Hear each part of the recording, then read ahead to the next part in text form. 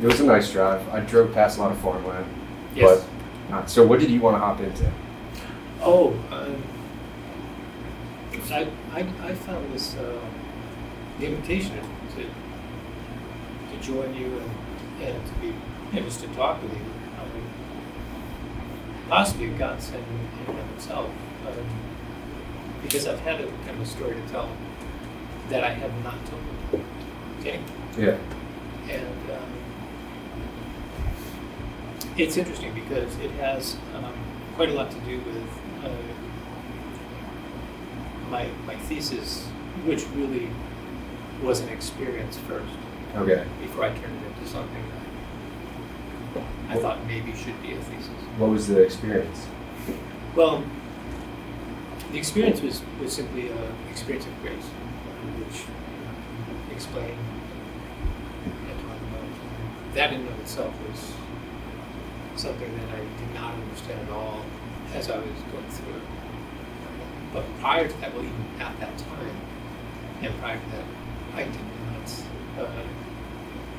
didn't believe in God. I did when I was growing up. I was brought up as a Catholic. My mother was Catholic. My father was Orthodox, so we did the normal kind of Sunday routine, right? We had our Christmases and Easters and all that. But and I had a lot of questions too. I used to go up and talk to the priest all the time. I had so many questions. Yeah. I never got satisfactory answers. My son's doing the same now, by the way. Yeah. He's asking exactly the same Good. questions. Yeah. You need to ask questions. Right. Yes. More people need to slow down and reflect and ask questions. Yeah. I could not agree more. And listen to each other. Mm-hmm. Which is why what you're doing is so important. I'm just so proud that you're doing this.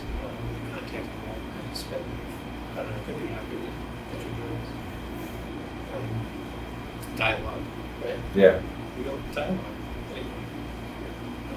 So to come out and invite me to this, this itself is like a great start for me. I mean, on my side, you kept popping in my head. And for people that don't know, you were my teacher. Was it junior or senior year? I don't even remember. Senior year? Yeah, so that was 3 years ago. Yeah, I know. Which is crazy. It is. But you just kept popping in my head. And then I saw you on LinkedIn. I'm like, oh, I have to link in with him. And then I did. And then when I started this, I'm like, I told you before, I put you in my notes saying, I want to talk to him. Yeah. And I was in Syracuse, so I'm like, oh, I'll drive over from Syracuse because it's close. And then it didn't work out. I'm like, I don't care. I'm coming. It doesn't matter. So I'm very happy I'm here and got it. Thank you for your persistence. And yeah, it's hard to believe first that 3 years has passed. That's crazy. Time. Already. Yeah. And then I'm very reluctant to talk, mostly because of the humility required when you experience something like grace. And this has been a problem since I experienced this. It's been at least 15 years now, probably close to 20, 15, somewhere along there. But it's the kind of thing that in some ways I'm not sure ought to be talked about.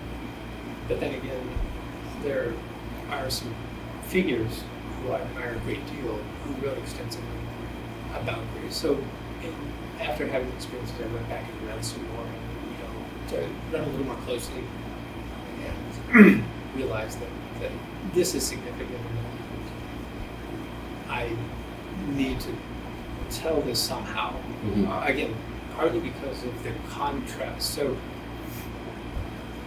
there are a couple of things. I was felt very close to God when I was young. I was very, I don't go on too much about that. I'm looking around as if I'm not used to this. Yeah. But I felt very close and really, just at peace and flow through all those kinds of things. But I had a great family of some role models who I just grew up with and a big part of my life. One of them, I'm named after, is my uncle Billy. My first name was Billy. So he's my namesake, and he was like the cool uncle when I was growing up. Yeah. He was into tech stuff, and gave me like a remote control airplane for my birthday one year. And he was one of the most just he just gave. He made things and he just gave them away constantly. The most selfless person. Yeah. And brilliant, self-taught. Really good too. Yeah. Electricity, that's a technical engineer. So he was someone who myself, my cousin, we used to love and enjoy this guy. We'd go karts when we were cousins, do the whole thing. And one day he was shot in camel shoot. Yeah. And he was random. So he was shot. He was found by a paperboy in a ditch. Nobody ever caught him.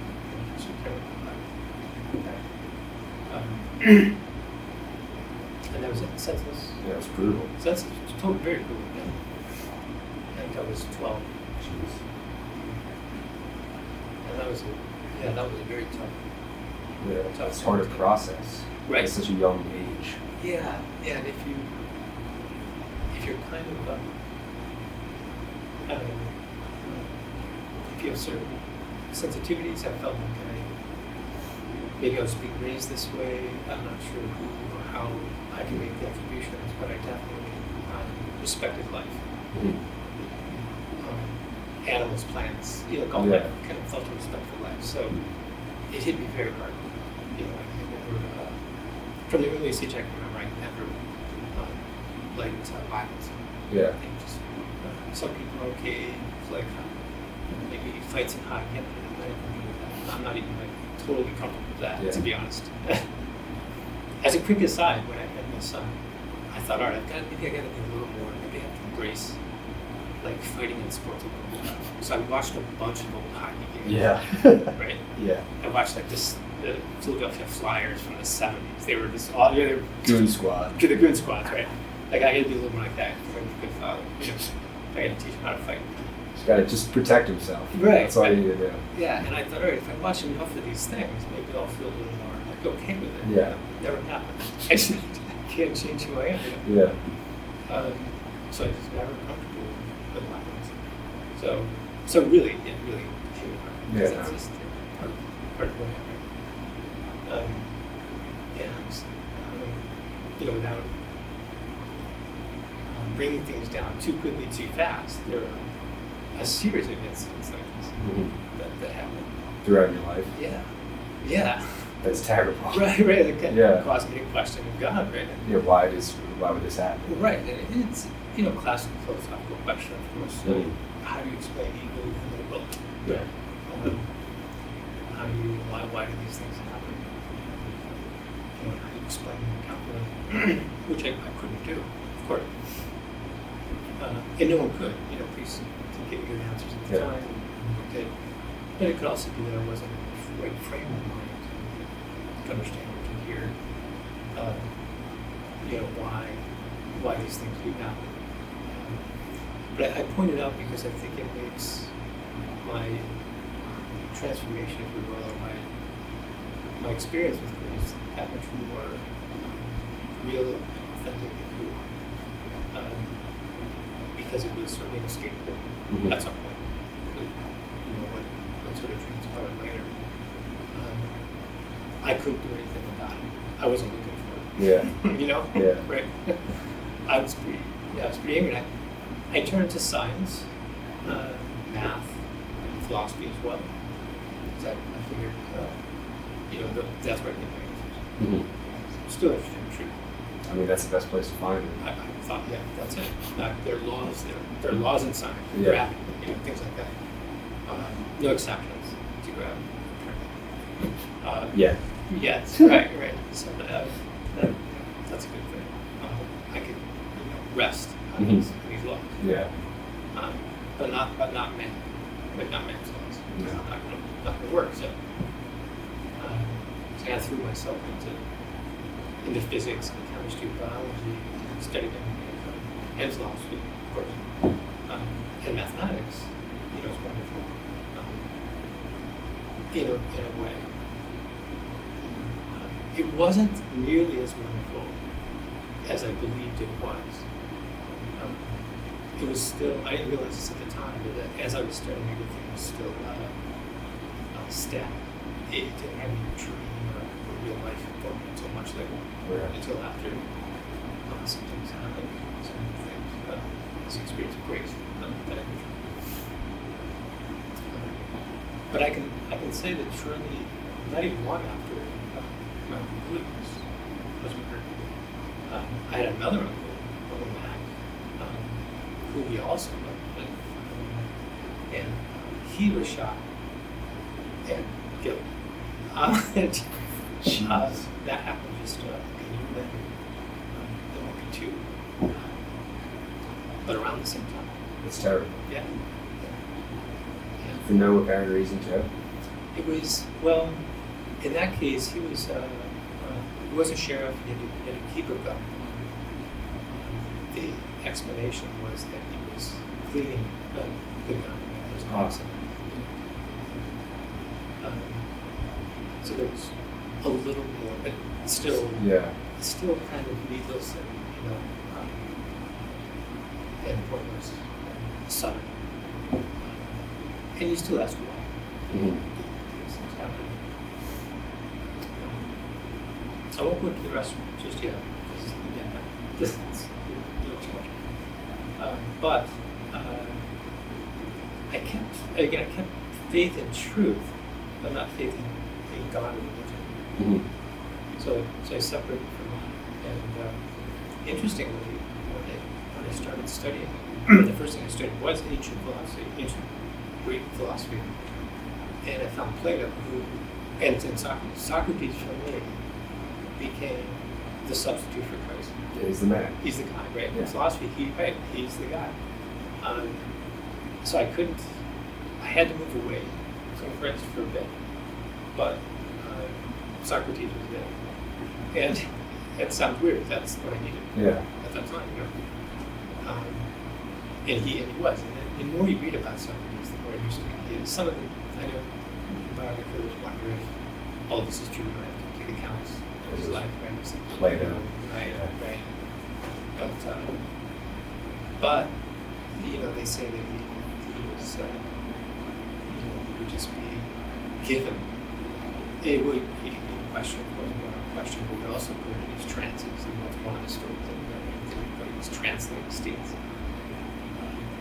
where he somehow knew the direction to take, or whatever was moved, was abused, however you want to put that. And I would put it as he was in the transcendent state. Okay. That's. So how would you just describe that transcendence? What really is that? Yeah.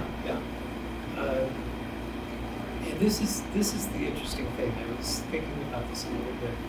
Well, I've been thinking about it for a long time. But to put it simply, and I'd like to, if you don't mind, mention Jack Bartholomew, Dr. Jack. Yeah. I see him at the Y all the time. Do you really? Yes. Oh, he's such an amazing person. Mm-hmm. He's one of the best people that I know. He's one of the best people I've ever known. Yeah, I can't say enough about him. And I guess great man, what a great heart, what a great character. And I need to communicate with him more often. I did send him an email this year wondering about Transcendence. We often spoke of it on our walks at most of the year. And I brought up this idea that we seem to be living in a kind of parabolic space, or at least the laws that govern a lot of our living are parabolic in nature. That just means that we're accelerated towards the earth. Gravity holds us up. Mm-hmm. So that's parabolic. Too technical, but there's an accelerating force that keeps us on Earth and maintains an equilibrium, helps us stay in equilibrium. So that's a nice physical force, not transcendent, purely physical, necessary. Yeah. The same is true with our electrons, as they don't move to the pocket. but as you know, from some quantum mechanics, but the laws that govern electron-electron interaction are also quadratic. The same basic type of law. So, and you can think of it as a sphere. There's kind of like living with laws that are sort of sphere-like, and almost you could even maybe bring a figurative reference to sort of like the hand of God thing, Okay. if we want to. But what's really interesting is we've got that, and these are some good laws that kind of work up until 1900. In Einstein's universe, everything is hyperbolic. Again, jarring aside, hyperbolic is basically just a sphere pointing in the opposite direction. So just think of like one giant sphere and then another one right on top of it. If you were at the top of one sphere, everything would be sort of pointing down. Okay. And if they were transparent, if you were looking up, the other ball would be pointing or curving in the I'm a little confused by this. I don't know if I'm imagining it right, but so is it to find balance, like the two balls against each other? In a way, yes. And yes, and I'm trying to create the best sort of visual model of the forces. Something will be a little bit lost in translation, but the interesting thing is that so first we have this space that's kind of shaping the Earth and us, and sort of the forces that act on us act sort of downward, if you almost as if they're pointing in from the sphere. Okay. It's like the center? Kind of, yeah. Okay. Yeah, yes, exactly. Gravity points towards the center of the Earth. Mm-hmm. Holds mass together. And then there are countervailing forces as well. But there's overall order. Yeah. The interesting thing about Einstein's universe is that it's the opposite of that ball with the forces pointing. It's hyperbolic. So it's the difference really between a positive and a negative. Okay. Or imagine if you wanted to be a little more dramatic, imagine that your eye is kind of looking out, and your eye is a sphere, and there's another eye that's looking back, right? That was his? Pardon? That was his universe? It wasn't his. Okay. It is. The hyperbolic one is. That would Okay. be the eye looking back. I'm just adding the visual. Yeah, I like the visual. Okay, that makes me Yeah. feel better, right? Yeah. And I sort of like that one too, because it's this eye looking back at the it's God's eye. Mm-hmm. Right. And then there's something, it doesn't have to be an eye, but there can be an observer. Okay. Right? So, Jack and I were just exchanging a couple of ideas about transcendence and the idea that, and this is very interesting now, as he pointed out, there's no need for a plane in between those two spheres. So you don't need anything flat, Okay. just two curved things. Do they ever meet? Or at one point? That would be transcendence. Okay. So, Oh, yeah. okay. So if your mind or my mind or anyone's mind is part of both, if some part of our mind is part of both, then you're in transcendence. Okay. So is that other, what would you call the other sphere? God. Okay. So is this God, is that more like the spiritual Yes. plane? Yes. And we're on the more physical one? That's exactly. Okay, so is that what meditation kind of brings you to? Yes. That state? That's exactly. And I feel like music and any kind of art you're into Right. brings you kind of there. Yes. Because there's a lot of music, I'll call them artists, musicians, that there's this one. I know it's rap, but it's Kanye in one of his songs. He's a very religious man. Oh. And I forgot who the rapper was, but it was in one of the songs. He's like, I get pretty much just saying my rhymes are not from me, they're from he. Right. I'm not the one. Anytime I open my mouth, my soul, or my words, his words fly. I don't remember the rhymes, but the point is they come from that other place. Right. Yes, that's exactly right. Yeah. Okay. That kind of makes sense. So that's transcendence. That's transcendence. Yeah, it's being outside yourself. Mm-hmm. My son said the same thing. He was playing piano. One day he was practicing these beautiful chords, and it sounded way beyond his real ability.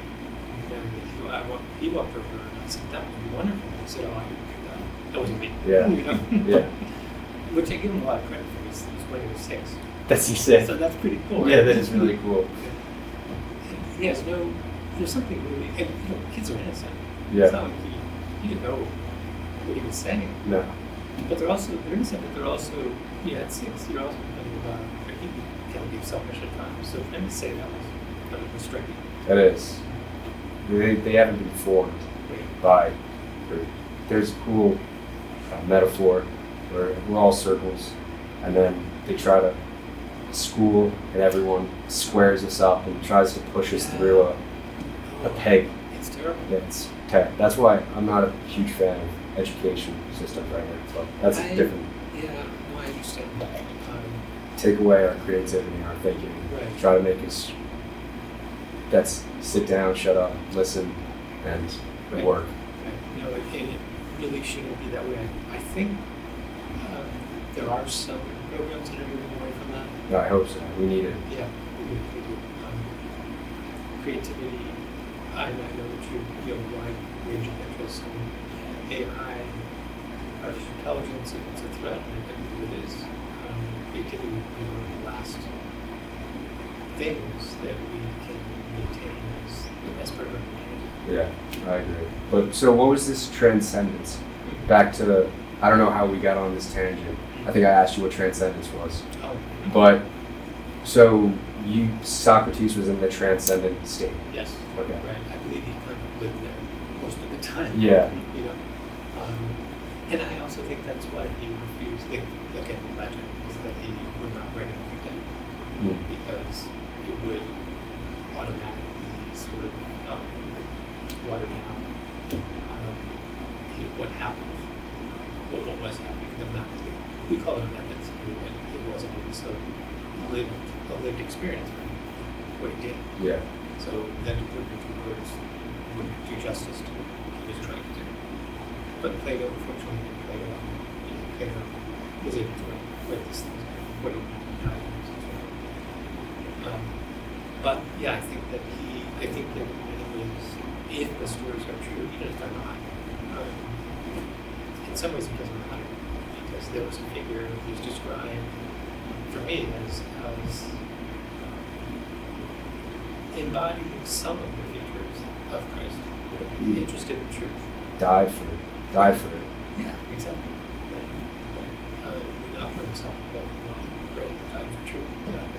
And I believe moved around into the world sort of quasi-transcendent state, which also What is a quasi? That's good. Yeah, that's a very good question, right?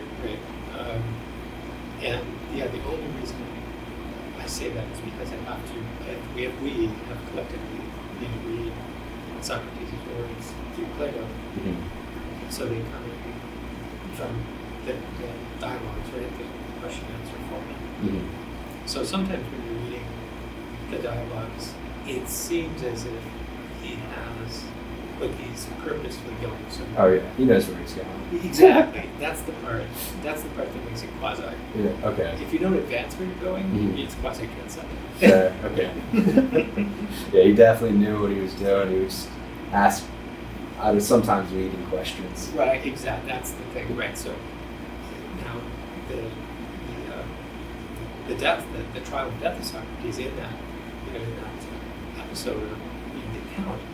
And in all of his life, he's supposed to be fighting against the sophists of his day, who were essentially lawyers, right? Early lawyers, as you know, as a student of philosophy. So he was hoping to at least rise above that level.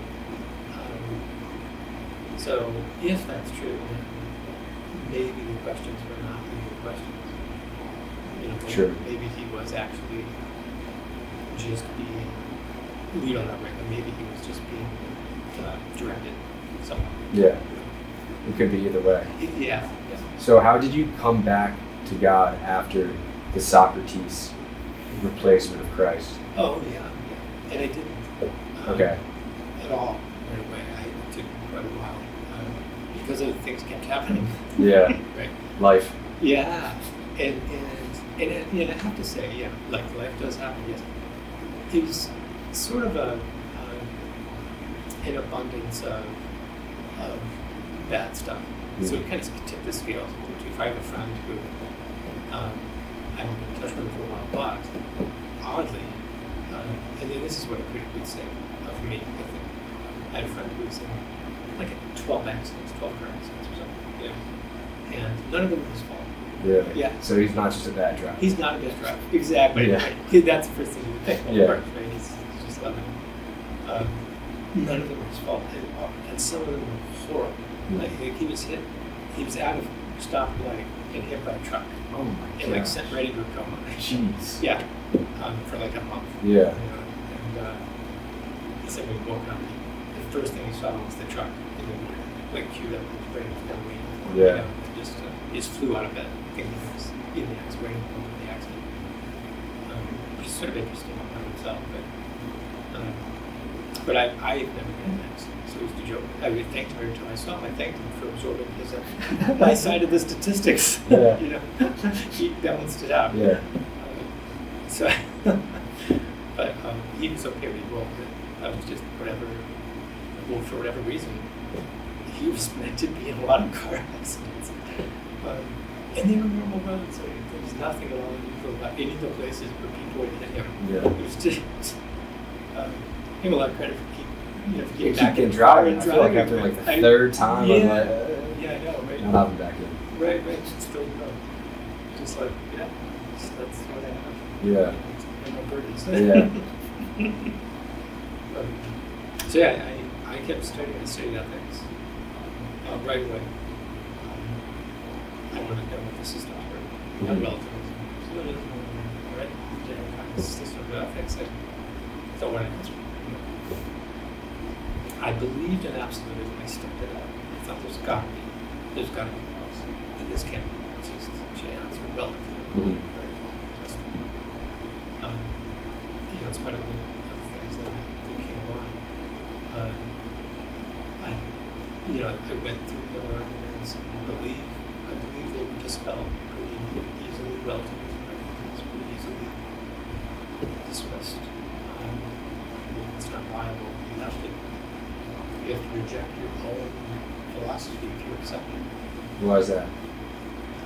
Because if anything is true on a relative basis, then your own theory is also relatively true. Okay. Yeah. That's what I meant. If you have to accept absolutism as a possibility. Yeah. God, right? Yeah. That was an easy one. Yeah. Right. Situational ethics is a big thing nowadays. There's a lot of situational ethics where people just kind of make up rules on the fly.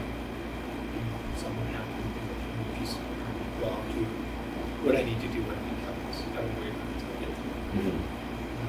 Because it's kind of simple. This accelerated. Yeah. We don't have time. We don't have time to prepare. Yeah. And that's its own.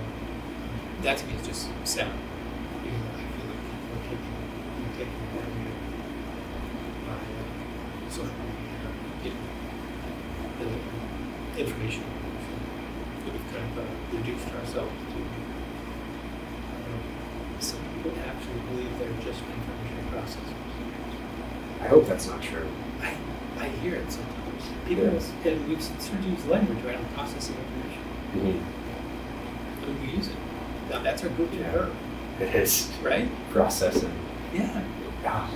The more, like I was talking to the computer science guy the other day, and he was telling me that we're kind of the same as computers with just different bases. Like we're carbon-based and they're silicon-based. And this is what I've been thinking about and asking for my question, just about my thing is what separates us from animals? Because I took an anthropology biology class, looked at our evolution, how we got here, and so that's one thing. What separates us from animals? And the other is what separates us from a computer that gets to a certain point of that can think. Right. And then my only answer would be the soul, which I believe in as like the power source of us. So I was kind of like wondering what you thought about the soul. Right. If you, because that's, I'm assuming, do you believe in that? I do now. Okay. Yeah. I didn't before. Yeah. Through my first bachelor's and master's degree and another bachelor's degree in engineering and science, I didn't believe in that at all. But I do now. And I believe there's a mathematical basis for it. Really? Yes. I do. Yeah.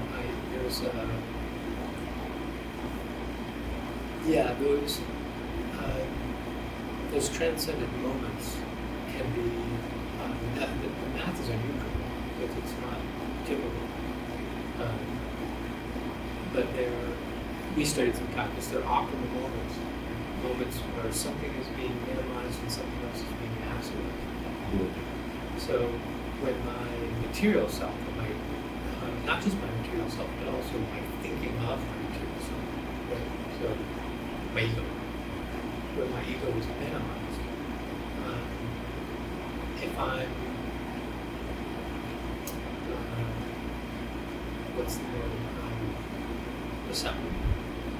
Really, it's receptive, and that's a word that I borrowed from Guido in his critique of period. And so if I have a sufficient amount of receptivity, which I can explain more, then there's a maximum, I don't want to say reward, but a maximum benefits done right. Kind of a sanctifying grace. So I receive what is right from me. I kind of sacrifice something that is authentically mine, and it's given to me as something I need for my soul to grow. It really just sounds like psychedelics. Yeah. It makes you more receptive because it erases the ego. Right. Well, it's no surprise that people, many people turn towards that as maybe a shortcut. It does seem like a shortcut. Right. Way of getting there, and of course it has its side effects. Mm-hmm. And along with accelerationism, which is what we're living now, everyone wants this. You need it now. So you can take the pill, right? Yeah. You should have to learn go to it, right? Yeah. I got sick salsa when I was in Japan. You smoke, you sit with your legs, not with your legs underneath for hours and hours and hours, and it's painful. Mm-hmm. You might find it. Yeah. And I feel like it's difficult to learn meditation. There's no schools here. I feel it's a big, it may be a false belief, but it seems like you just got to go to the mountains, sit with monks to learn how to meditate. It doesn't seem very accessible to normal people. Yeah, it's. I do think it's very difficult, and I think I had to break out of it. What I did is I sort of merged prayer with stream of consciousness. Okay, how'd you do that? I started to pray for better thinking, and I would, this still took some practice, but I would just think of names, places sometimes, and I would sort of try to let that go. If you've ever done stream of consciousness writing, it's its own practice where you have to not care about where you're going. Cool. That's crucial. That's how I write my papers. Yeah.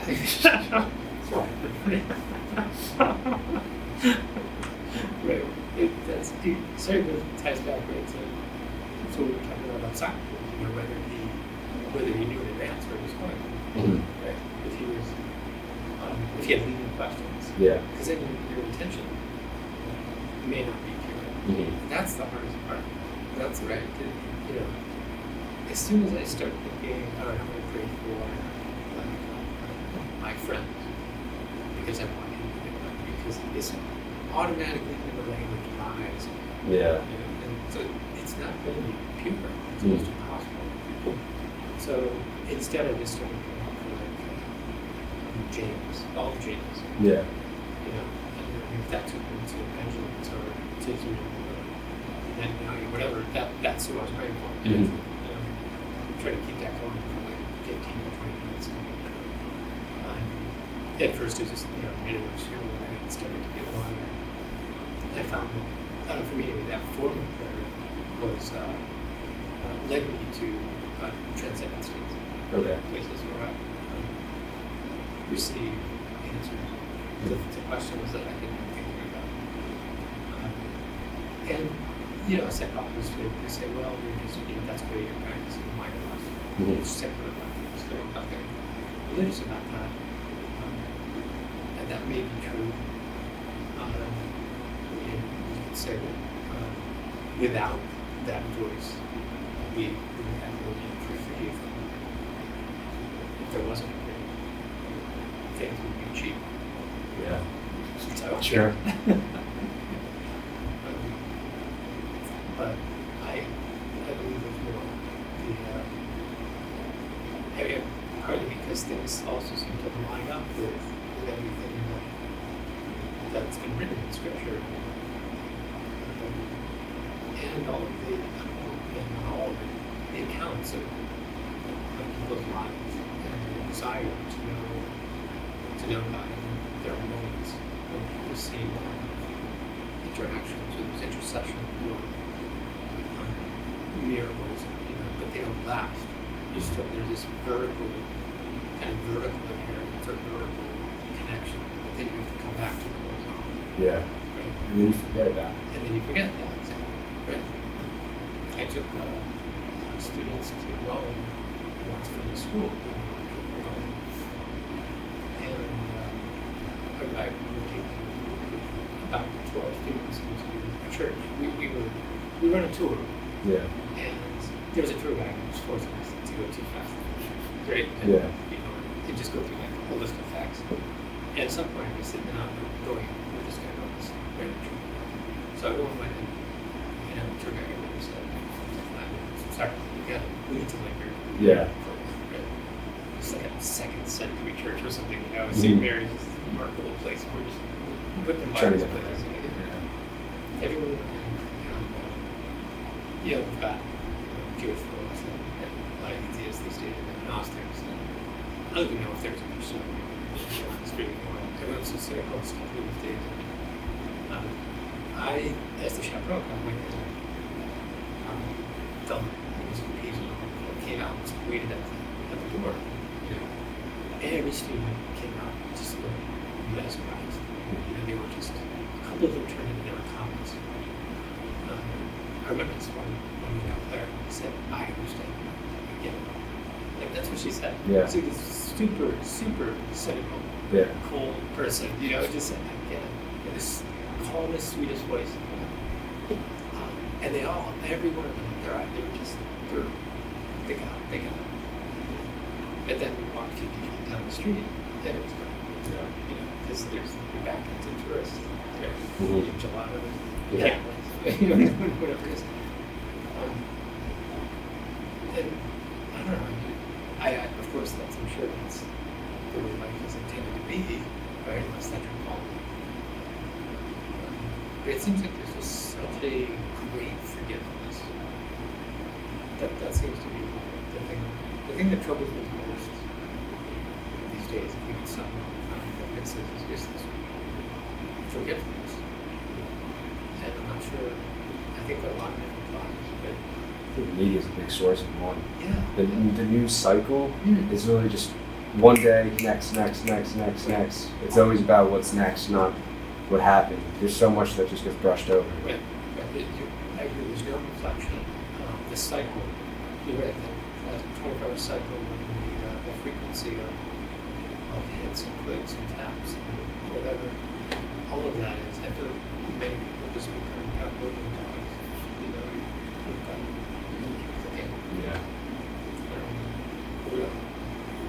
stock or develop their church. And that was a remarkable thing. Like, there were some serious faces. Yeah. And then to see that switch, I'll never forget that. What do you think that was? Honestly, I think the history and the authenticity and of the church, right? Mm-hmm. You've got Andrews and Lucy's devotion by devotion. I think that something. Think of it like maybe density, like density that transcends, where you don't have anything pulling you back. Mm-hmm. Zero use of those eight touches, but even more. So almost like all the arrows are pointing in one direction. Just overwhelmingly true, and everyone just with a mind, single mind, with its spirit. I mean, clearly it seems to be like they have conversion experiences. Yeah. That were then just lived in. Mm-hmm. The looks were profound, were deep, they were solemn, quiet, and respectful, and just moments prior, they were just laughing people. Yeah. Right? There's something about those moments when everyone's on the same wavelength. Yes. Right. That I felt, I mean, it's a little different, but I went to Germany with the school, so we went to a camp, not the good one. Yeah. And everyone was just, you could feel it. And you feel it, I don't know if it's body language or what, or the place you're in, but I get these feelings in certain places with people when everyone just, you don't have to say anything. Everyone knows, Yes. everyone's brave, the brain waves are lined up. Right. And that's another thing that blows my mind, it's just how everything's just waves. Yeah. I don't get that. That confuses me. Synchronized, right? Yeah. That's actually that's a beautiful result from mathematics, and it's so wonderful to think of it. When we do think of it, well, there's the origin. If you think of something like the Big Bang, if that's true, you can imagine things resonating. Mm-hmm. Or it's, I mean, obviously it's beyond complete imagination. We get an idea. We think of like anything exploding, or there's obviously it's sound. I'm just thinking of like a rock being thrown into a river, lake with the ripples. Yeah. I think it's the creation. It would seem like a lot of ways built from Yeah. But what's really fascinating is that because a lot of that's been kind of visual, there's the physical mind and this auditory. It's amazing to think that some early philosophers wonder, like things, Pythagoras wondered if there's music. They could, we could hear, we just created the right instruments. Mm. The universal sound. Yeah. I still Yeah, because I feel like our bodies were made to perceive this world. Like different animals see like UV light, or bats hear, I don't know, different things. But we're, I don't want to say prisoners, but kind of, to our perception. Like we only have so much we could see or hear. So it makes me think there could be something that we can't even perceive. I think that's the big difference, though. You mentioned at the beginning that I think animals in people, and I do believe animals have some level of consciousness as we do, but I think that it's the transcendent, the ability to experience the transcendent that separates us and more. And that's a communion with God. And that's a direct communion. And anything can do that. That's a challenge to the church. Someone like or something like the Ninth Symphony, or Ode to Joy, you listen to Ode to Joy, and you just, not everyone, it can be something else, it can be whatever, a painting, whatever it is, it doesn't matter, but there's something that you hear it, listen to it, you see it, and you resonate with that, and it transports you. Would you like to describe it as like coming into harmony with that thing? Yeah. Okay. Yeah. And I think, there's something like Ode to Joy, it's sort of amazing for me, that's one of my things, but to think that that's transporting me, connecting me to through time. Experiencing something that's it's at least essential. Right in space, and of course, this is the other interesting thing to me. In spite of all the secularization, right? It's secular humanitarians sort of ruling the day. Academics still strive for those things, those experiences. They want those things. Okay? And they have them in common. We'll talk about a mango or whatever, or that thing that's who can't be described. And it's, to me, that's exactly like someone who maybe experienced something, say who saw something, a vision, and then can't explain it. Yeah, I think it's the exact same thing. Yeah. And I think that we all want that. I feel that seems very human. Yeah. Like we all want that. But it keeps popping in my head. You keep talking about the painting and the Michelangelo. It made me think of the one on the ceiling. On the Sistine Chapel. Yeah, the Sistine Chapel. Yeah. And the picture of it's David, right? They're reaching out, but he doesn't touch it. Right.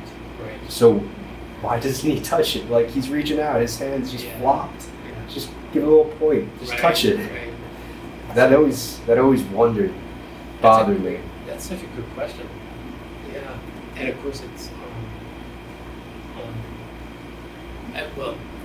during that time, this is still very taboo and very revolutionary. The idea that we can have some perspective on not at all. Yeah, I don't think we can even comprehend. Right. And very, not at that time, not dangerous, but it was pretty close to that, close to being dangerous. So this is now they're full on, and things are better, but it's still. I mean, I guess you wouldn't be that presumptuous, right? To say I don't mind what I've touched. I think I don't know, to be fair. Yeah. Oh yeah. I was just wondering. Yeah. Yeah, that always got my mind. But so back to like the grace thing. This, if you believe in, because the argument of evil, because that's something that bothers me also. And I was reading Meditations by Marcus Aurelius. Still I haven't finished, but they're talking like the prelude about how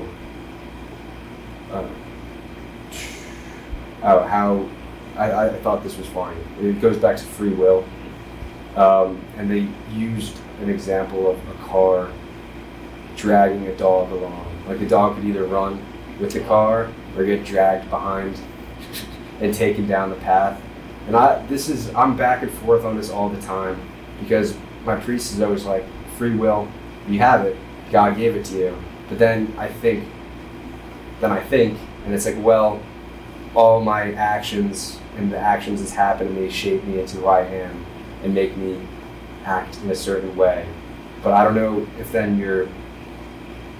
that stream of consciousness where you're talking about just the writing and then you're praying, is that seems like it just comes to you. Right. So do you believe that you have this sort of free will of sorts, or do you think it's predetermined? Oh, I believe it's both. A combination of both. So kind of like the dog getting dragged by the car? A little bit. But I think that more like this. I mean, it's maybe the best example goes back to physics again. So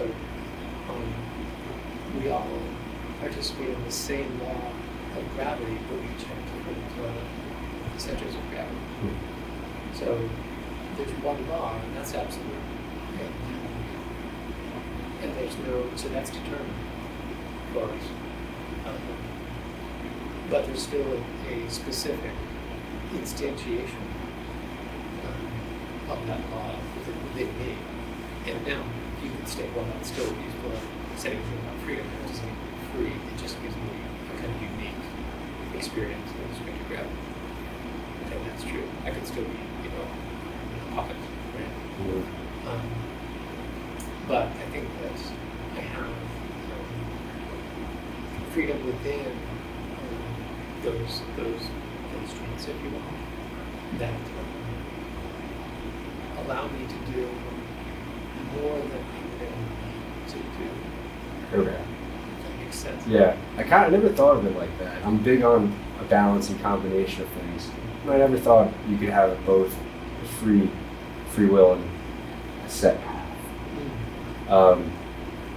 Yeah. I think it's possible to have laws that we have to follow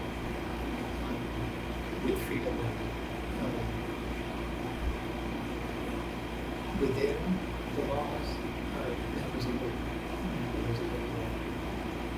I can put it a little more clearly. I think when we commune with God, say, so let's say something novel occurs to me. I have a choice as to what I want to do with that.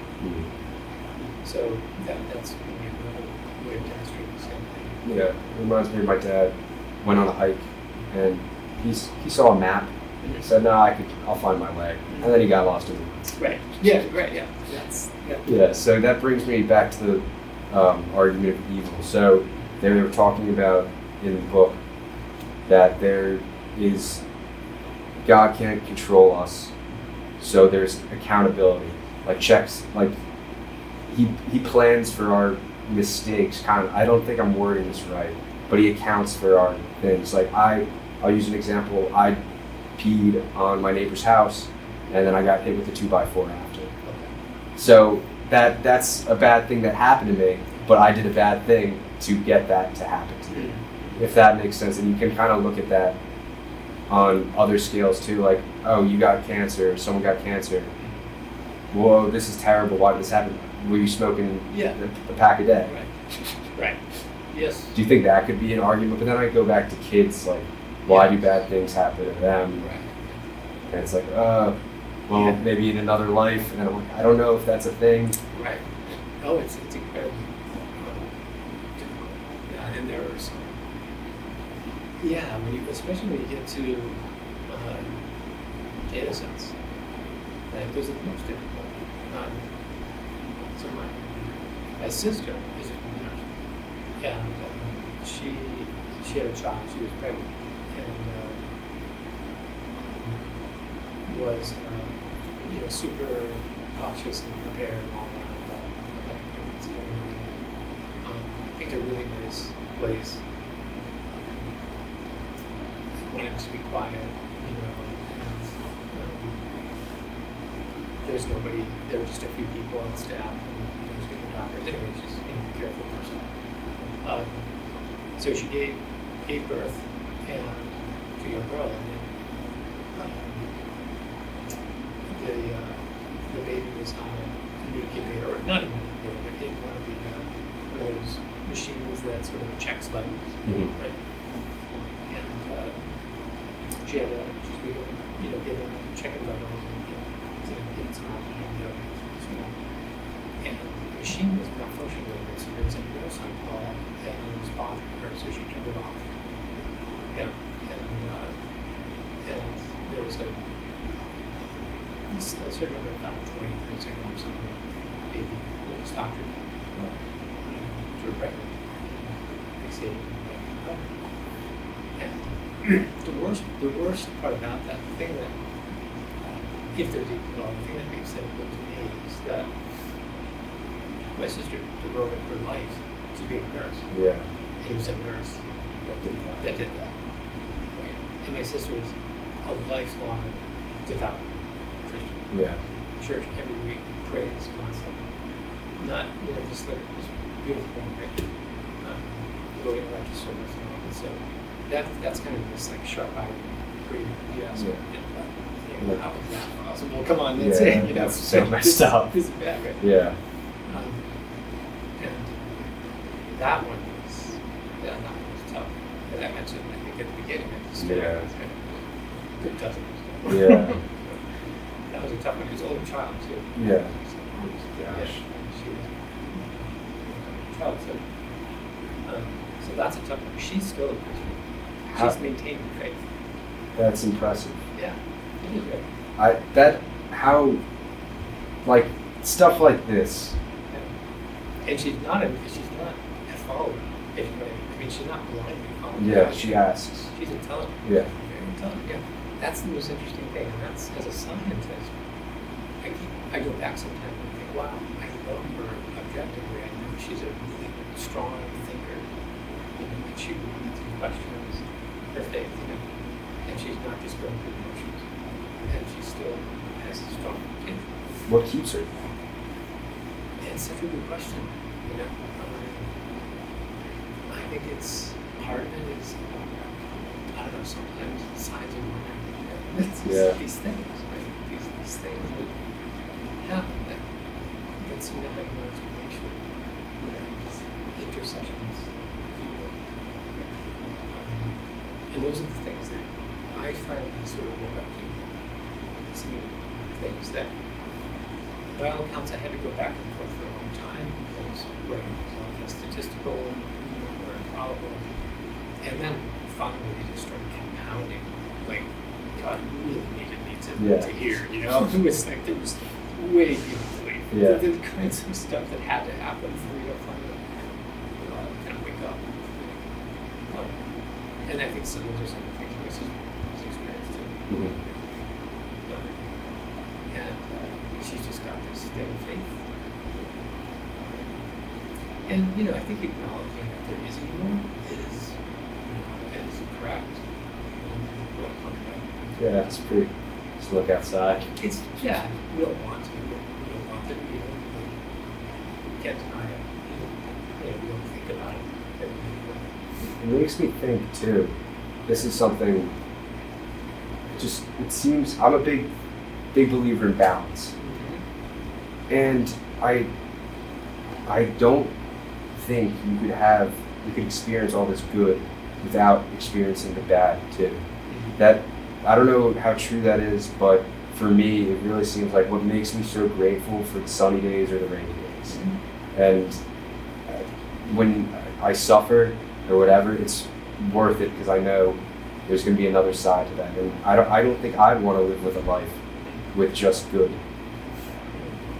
I don't feel it would just be constant plain. Yeah.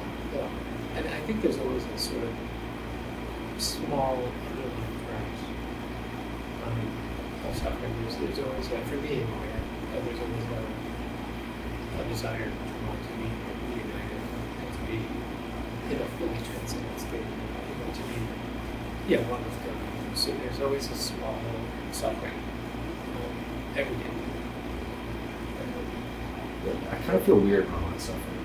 Like when I'm not in pain or not going through something, I'm like, I don't like this. Well, That could just be my weird mental and my experiences that brought me to that, but I feel the most at ease when there's something going on because I'm not looking for the next thing that's going to go on. Oh. That's probably my problem. I don't want that. I mean, that's not. I hope that that's not. It's not healthy. I don't want that to be the case. And I certainly see more beauty. There's beauty everywhere. So we find those places. And when you think of someone like Landor or Rembrandt, also the fact that they would devote their entire life to one body of work and maybe suffer for it as we grow in, those are things we can look to as a form of community too, I think, and say, oh yeah, here's here's something that renews my faith in the good and beauty and kind of and how we put this together. And I kind of wish that there was something like that, among people. And I think that, as I said, the important thing is that becomes a form. They're beautiful peaceful times. There's beautiful dialogues and poems and forms of things. Yeah. You just want to move to that highest level that you can in that state, the one that seems to be, and it just going back to sort of the free will thing for a minute. I do think that we have probably something that we need to do, or something we're good at. And either way, let's say that if you're good at something, take it to its highest state. Yes. Just sort of to and try to reach that transcendence and experience that joy that goes along. But it seems like it's a little harder these days to stay focused. Do that without distraction. There's a lot of distractions. There are. Yeah. There really are. So much freedom. It's hard to believe in strong determinism with so much freedom gone awry. These people who acting in such odd ways. Yeah, it makes me. That's another thing when people talk about evil. It's God. Why would God do this? Well, it's the people that are messing up a lot of the times. It's like, who's going, like, I don't know, polluting the ocean. It's not God. It's us. Yeah. We're moral, or not mortal. Yeah. We're mortal beings. But so, do you think? Oh, sorry. Well, I was just going to say ultimately. Thank you for saying that. Because ultimately, of course, it's not. I mean, yes, there is evil, but this is not. That type of thing is not something that I should just blame on God. Yeah. Like what happened to my sister is not. That's not it. So sometimes, and that's the mistake. You can go to wide into stuff in. But and I can speak to that more if you want. Yeah. There's a place I believe where determinism and free will kind of coexist, and it is at that moment level. It's at this point. It's in a why? Because I don't believe God is intended to interfere, open interference, or to be that much a part of what's going on here. All of the laws are set in motion, and the earth is fine-tuned for everything that's going on, and we have those laws that are working through us already. And it's like God's organized in so many different levels. I think that when it comes down to action, it's subtle. It's much more. That's a very subtle interaction that can only happen on these certain scales. And then after that, it can't be something that's overt, unless maybe it's absolutely necessary. But on an everyday basis, we pray. There's a response that it becomes an emergent awareness over time. There may be people who train as sort of priests, they're seeking that more often, and that can be something that you can do. Right now, the media and the tech industry is training us to look always in the other direction. Yeah. It is. So do you think the beauty in everything that kind of goes with the grace? Yeah. What is your thesis on grace? Oh yeah. So the idea is that there's been a lot of work done on singularities, mathematics, singularities.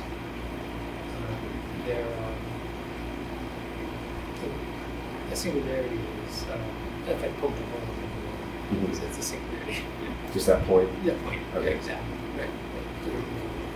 But it's interesting because you have set stable, you've got all these pressures and forces and this perfect thing, thin film, and one point destroy the entire system. Mhm. So singularities can be the most destructive and also the most creative or events. And a lot of times the Big Bang is described as singular. So no surprise that but it's the renewal that is the sort of the first act of grace, which would be, if we're speaking of Christ, it would be Christ himself in his rule. So his presence in that is was a singularity, Christian singularity. And the effects are with us still, right? They resonate. Sometimes I wonder if we're not still living in that world. And just trying to get things right. Yeah. But, How do we get it back right? yeah, exactly. Yeah. It seems like we're a long way from that. Sounds so simple, I know. Right? Yeah. But yeah. So that's like the singular. But, so the idea is there are these mathematical singularities, but you can create them in absence. So I started to think of each of the events in my life as singularities, as catastrophic singularities. And I did see the good for a long time. And I started to do some math. I was teaching in Cleveland, and I was working on contradictions as a way to approach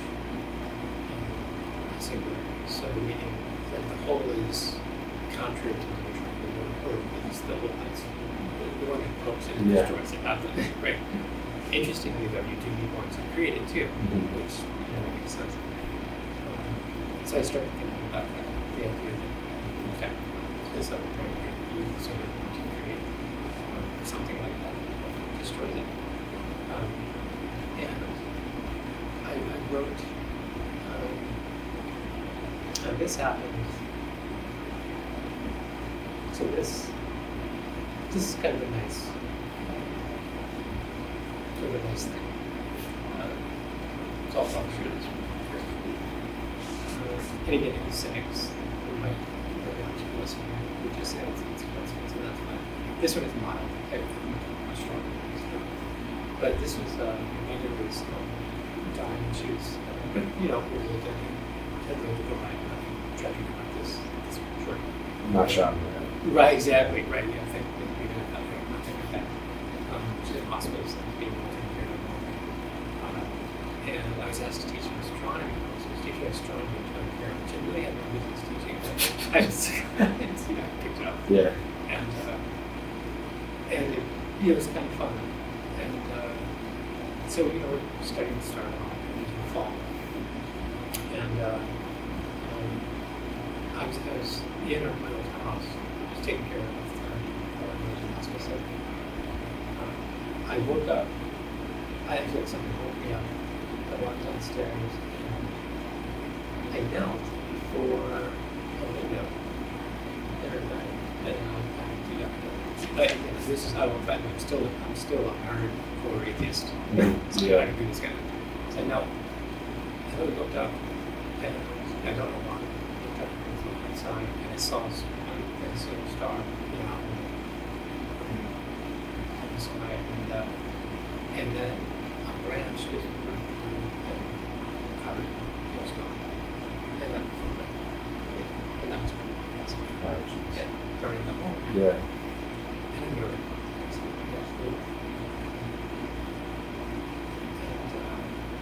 And I was kind of preparing a lecture even on that very thing. And the idea that something far away can be obscure as something close. Scale. Because you can speak to it if you listen. Yeah. Interesting. Yeah. So she passed. beautiful, seamless, sort of gracious way, a very gracious way for me to, I don't know, have that happen, experience. Still chuckling at the science, probability, which, looking back, I'm a little bit embarrassed to say. Yeah, I mean, that seems kind of, but it makes, to me, it makes sense if the Big Bang is real. That means everything at a certain point was in one spot, that singularity, one spot. And then when it expands, we're all still connected. It's just further apart. Right.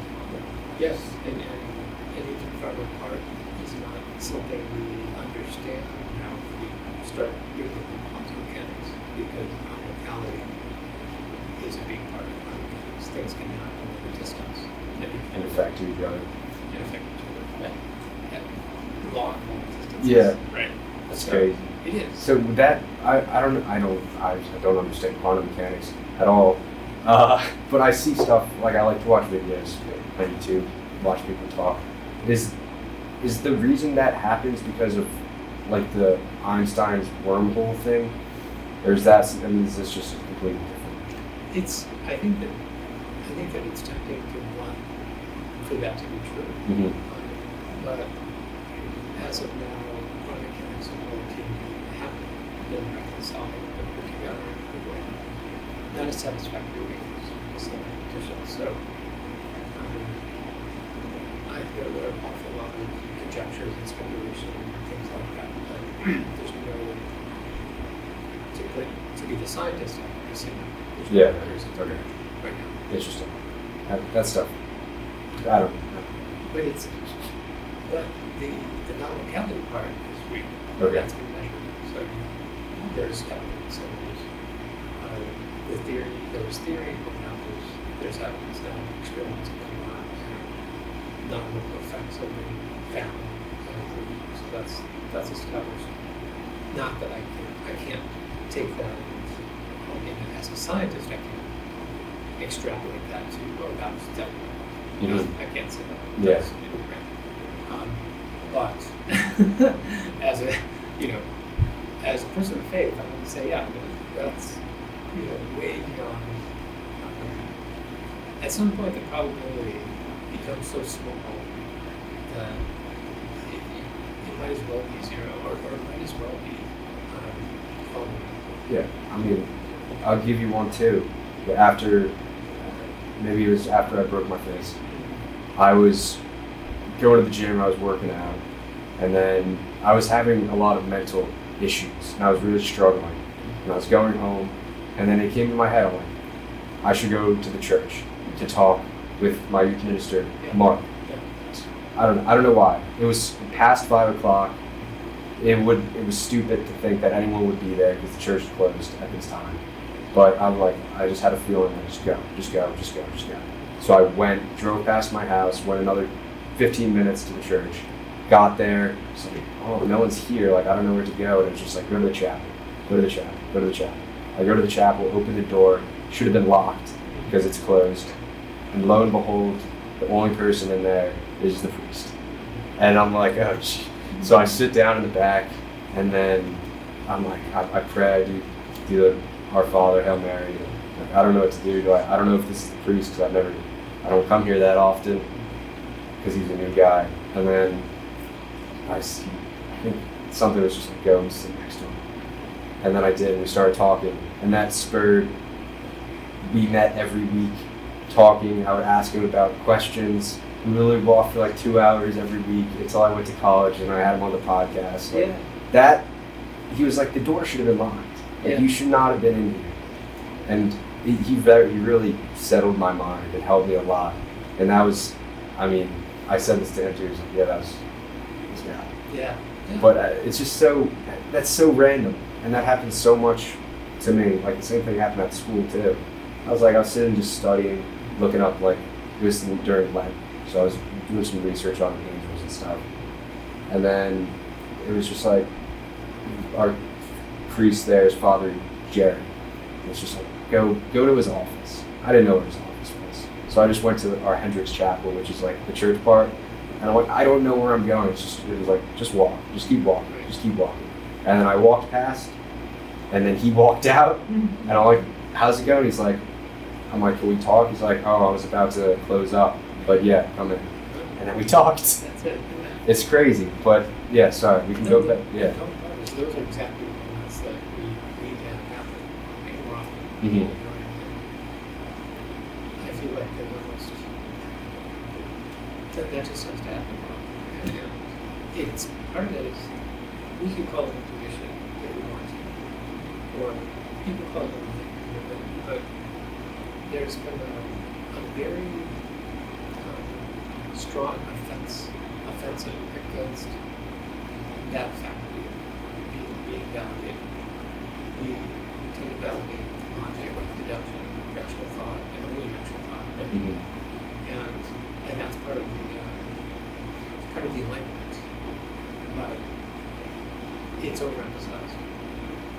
And I think, this is another tangent, but the worst part about this is that, I don't want to say something that will give you trouble, but I think, and I know I'm not going to say this, but just based on my life, I really believe that women, and it could be an evolutionary, they're better at it. There is some more about this actually in terms of development, focus class, communication activities, so there is actually some critical literacy neuroscience too. Yeah. So, I always try back everything. But the female mind is better early at an early age at accepting contradictions and intuiting certain things. And we're sort of trained or have in mind that's what we're going to make this decision, let's say, or whatever. Yeah. And I think that's a problem. I think that shows us off from important things about this. Yeah. That worse than some people are. He's very easy just to know. Yeah. Yeah, this is not in the schedule. It's not planned, it's not referral, it's not, that's a result for me. 99%, I think most everyone just does not do that. Yeah. That's where I had my best experiences. Yeah. When I listened, I was in Austin over winter break, and I was leaving the next morning. I didn't get to see the Capitol building or any of this. It was like 10 o'clock. I could go to sleep, or I could take the scooter, and I could go to the Capitol and do some sightseeing. And my voice was like, go, go, go, go, go. I hopped on the scooter, and I went. Like I was like getting ready to go to bed. I'm like, I got an early flight. There's something pulling me. And then I gave in. Because I love doing that. I love just following that. Yeah. Yeah. So there's the problem of consciousness, which I know everybody's interested in, but it changes the debate. Because it sort of frames the debate in the wrong way. Because we're talking about conscientiousness. It's something else, intuition or epiphany. Yeah. Those are different things. Right? The conversation right now is well, how do we bring machines to life? I honestly have this pet theory, and this is pure speculation, but for fun. I honestly think that this is a reaction to men not being able to create life. What do you mean? I think that some, not all, are jealous. Yeah. Some people Yeah. we assume that it's men's power to give life. Yeah. You can't.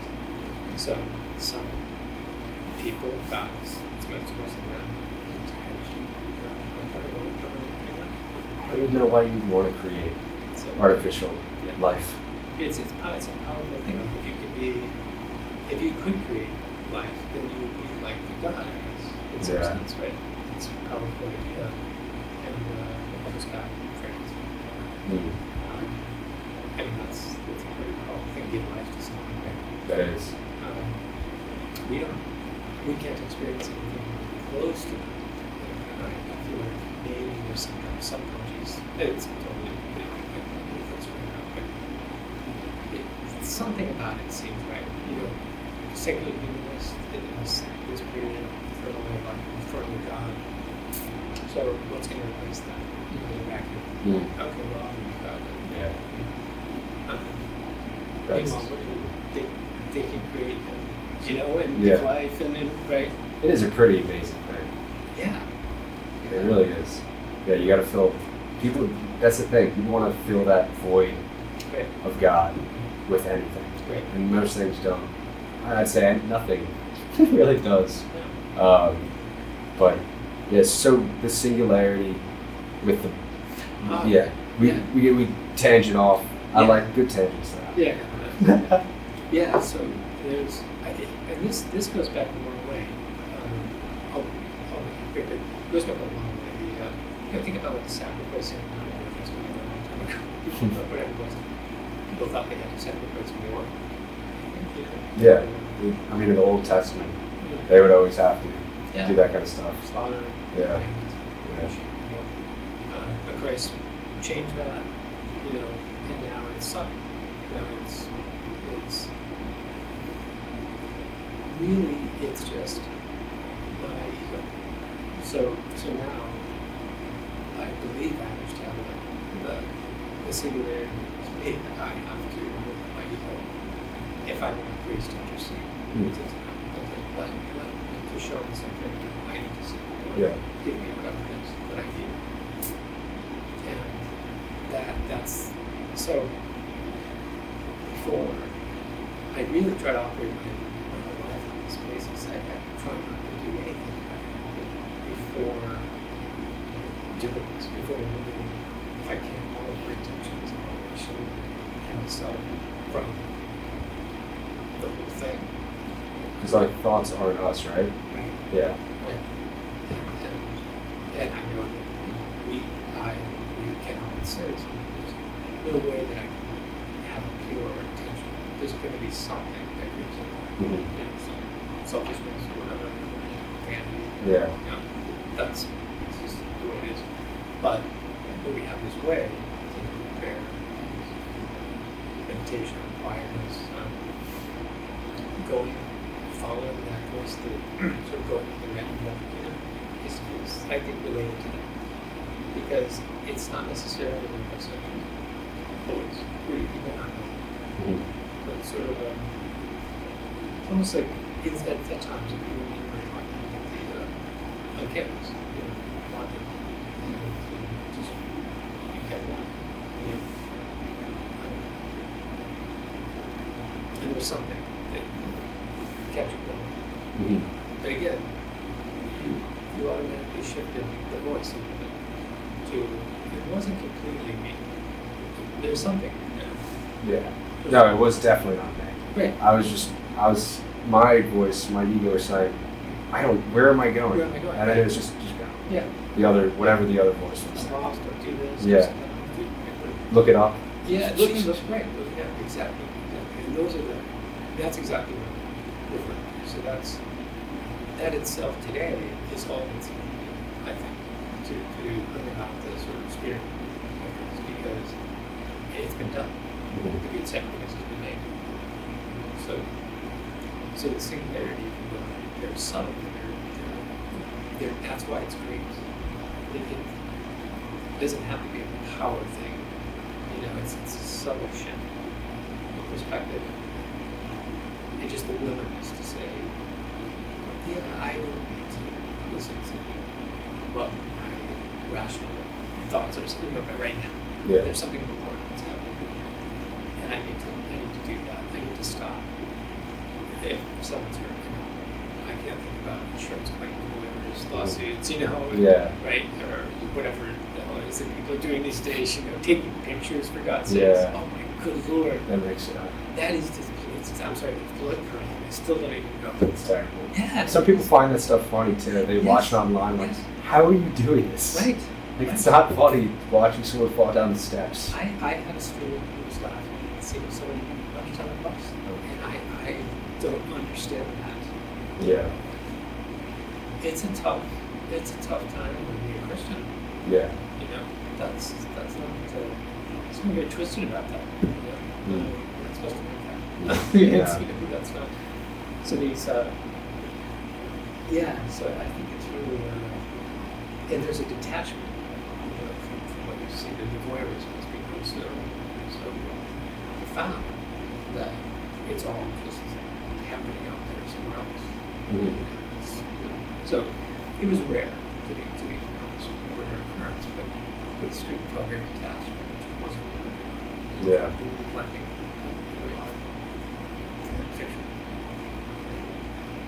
But I many times when just, and some of my students, the students who get this, they leave the phone at home at times, and it's 4 months, they need my TV, they're happy. Yeah, how would you encourage someone who doesn't really get it to start practicing it more? Because I feel like anything takes time and practice. Yeah, for me, the first time this happened as well. The first time I started to see leadership was when all I had to do really was to recognize that even if one object could be at least two different things. But I had to begin to develop that habit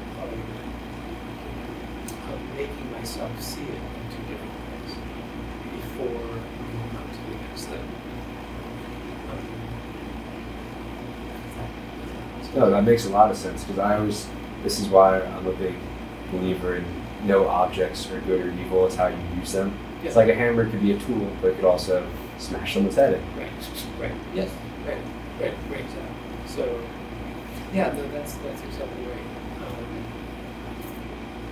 My son, and this gets to the idea of contradiction, had a lot of experience with our dining table. That's a good one. Grades 7, 8 for like 3, 4 years. And the end of the table was an unexpounded, where the food stopped. And that was it. It was a beautiful ritual thing. Yeah. And we did everything. And then one day he was running around the house super fast and ran into the table with his forehead. Knocked himself out of it. Yeah. And then the table was not on the table anymore. Yeah. The edge of the table was like, it was its enemy for Yeah. a while. Right?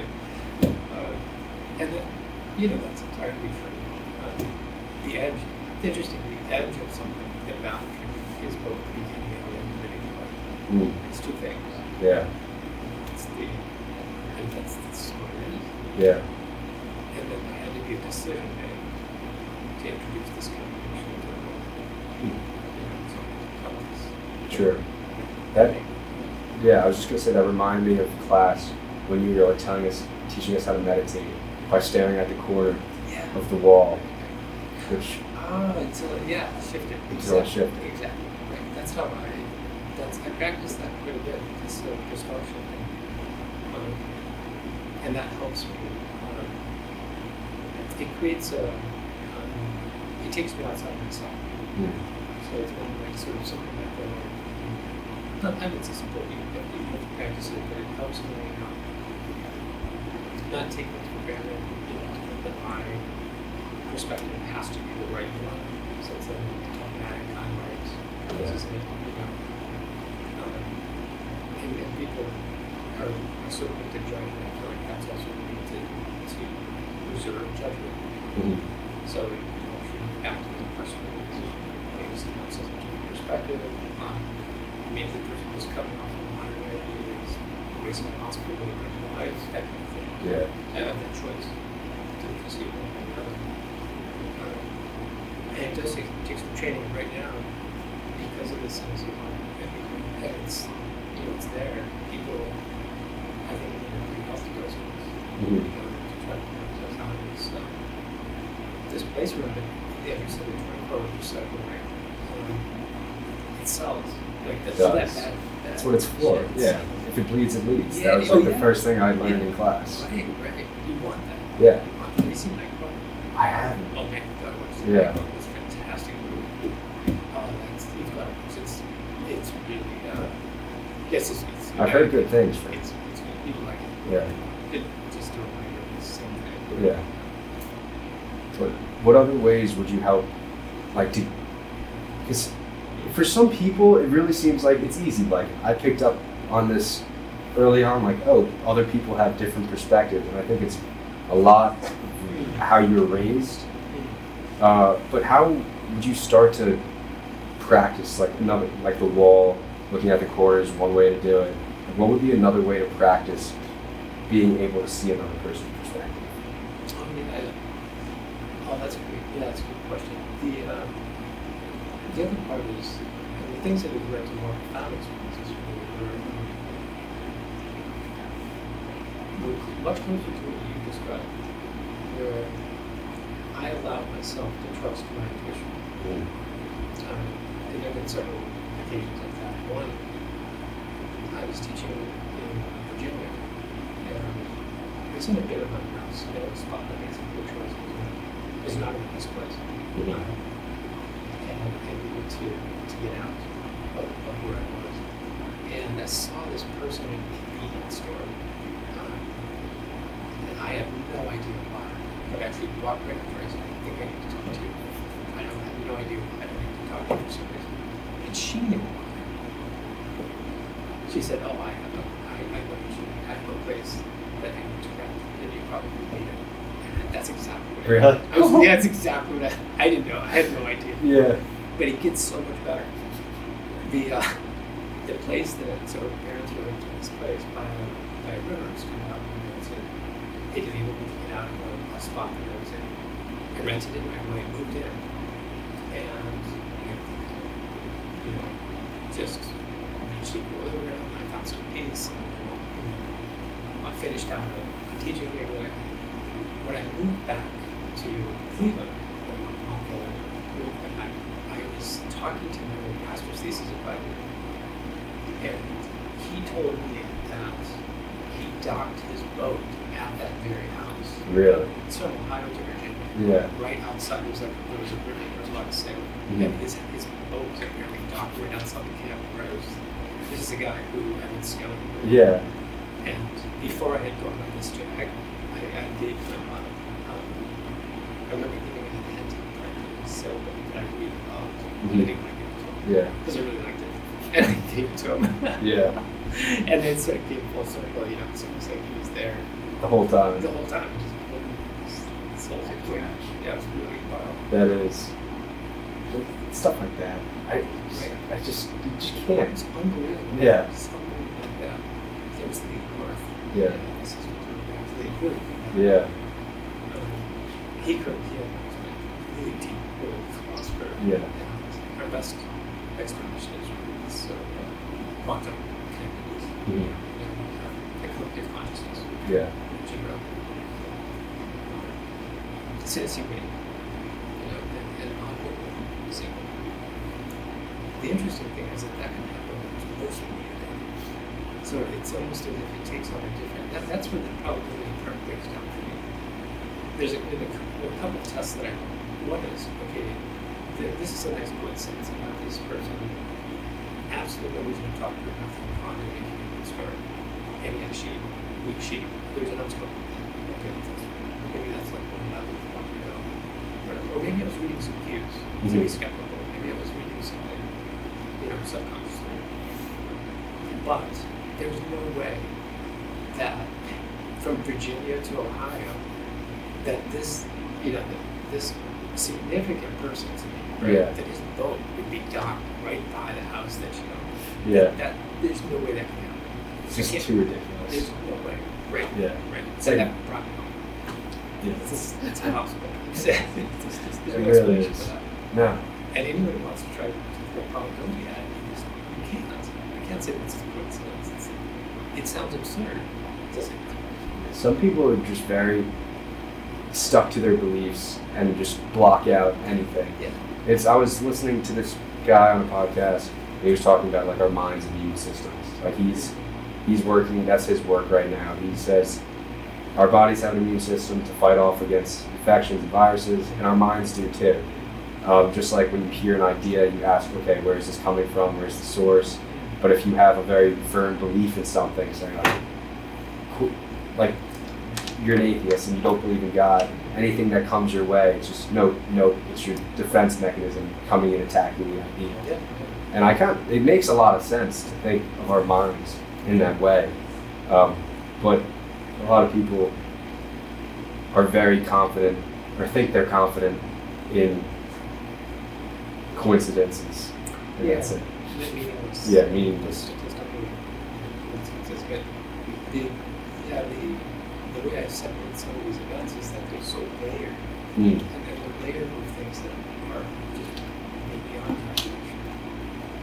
You can label them mysteries, but that's, if you say they're mysteries, then I believe that's already a category of Aristotle. Yeah. Mystery of fate. Right, exactly. And the nice, beautiful singing voices. Yeah, right. Yeah, I love that part. Yeah. But I don't know, I'm trying to, I want to answer your question because it's, I'm coming back to the intuition part. So how do you do that, right? And I think it's hard. I think it's part of it is trusting, so understanding what the intuition is, and then leading it again,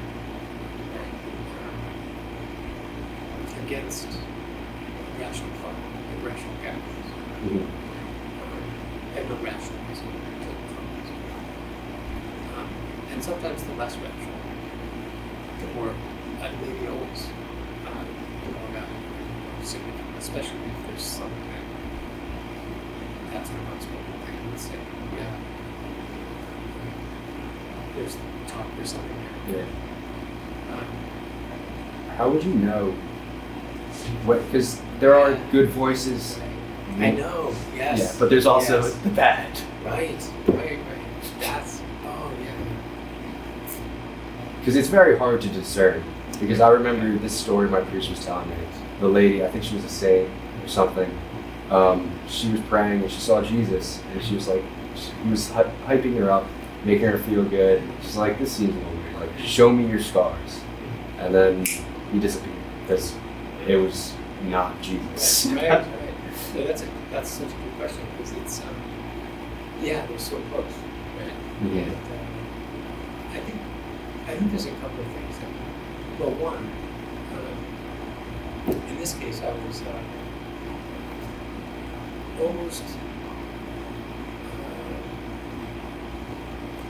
almost at a point where, and I would say maybe I wasn't right needed intervention.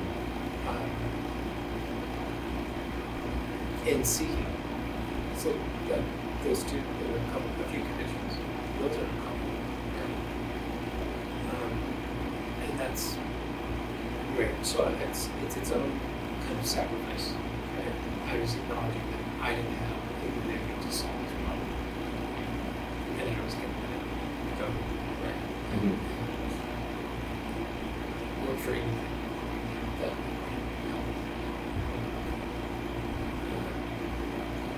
So there was that, but then that still doesn't answer that. So we use some response, and how do we know?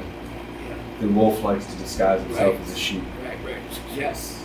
Right. And I would say, to be honest, this person was attractive too. So there's that. Yeah. And in some ways, maybe that's at least one little test, right? Because that could not be a factor. Maybe this was something else. So it could just be that. It could even be, and this has happened to me on occasions actually, where there is something that's drawing you to something, and it might be for both good and bad reasons. Right? And you have to know how to act. There's still a certain amount of freedom in making that decision, right? To say, all right, I know what this intuition is telling me, and I know what I'm supposed to be doing with it, and that's it. It's not to say there's like a battle there. And it's an application of the same exact thing, or something very, very simple. And it's just that weird, it's all so intense meaning and grace. We have the same type of temptations along the way. And it's just a matter of staying true to what was needed. Mhm. Or what was needed. It's too, I was, I get the same kind of thing where I saw someone, talked to them, and we were exactly the same spot. She just lost her, I just lost mine, and it was the greatest thing. But, you can easily be critical of a place like that, and I think we caught off guard very quickly, very easily. Yeah. Sort of like this weekend plans, right? It's sometimes it's just these subtle plans. You're right there in the zone, you've got it, and a small thing over here just takes you off track, and then you're back. Right? And it could have been that case then too, with this other, and you're supposed to be of service, but there is temptation. Yeah. And I think that always can creep in. No, it does.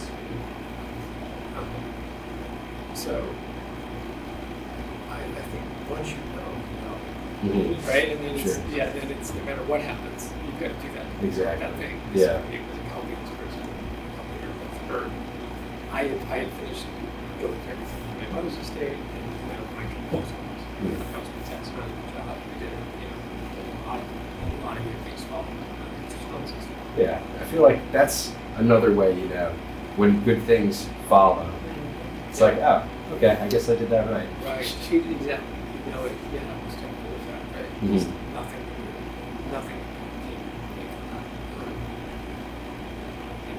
This crazy amount of stuff.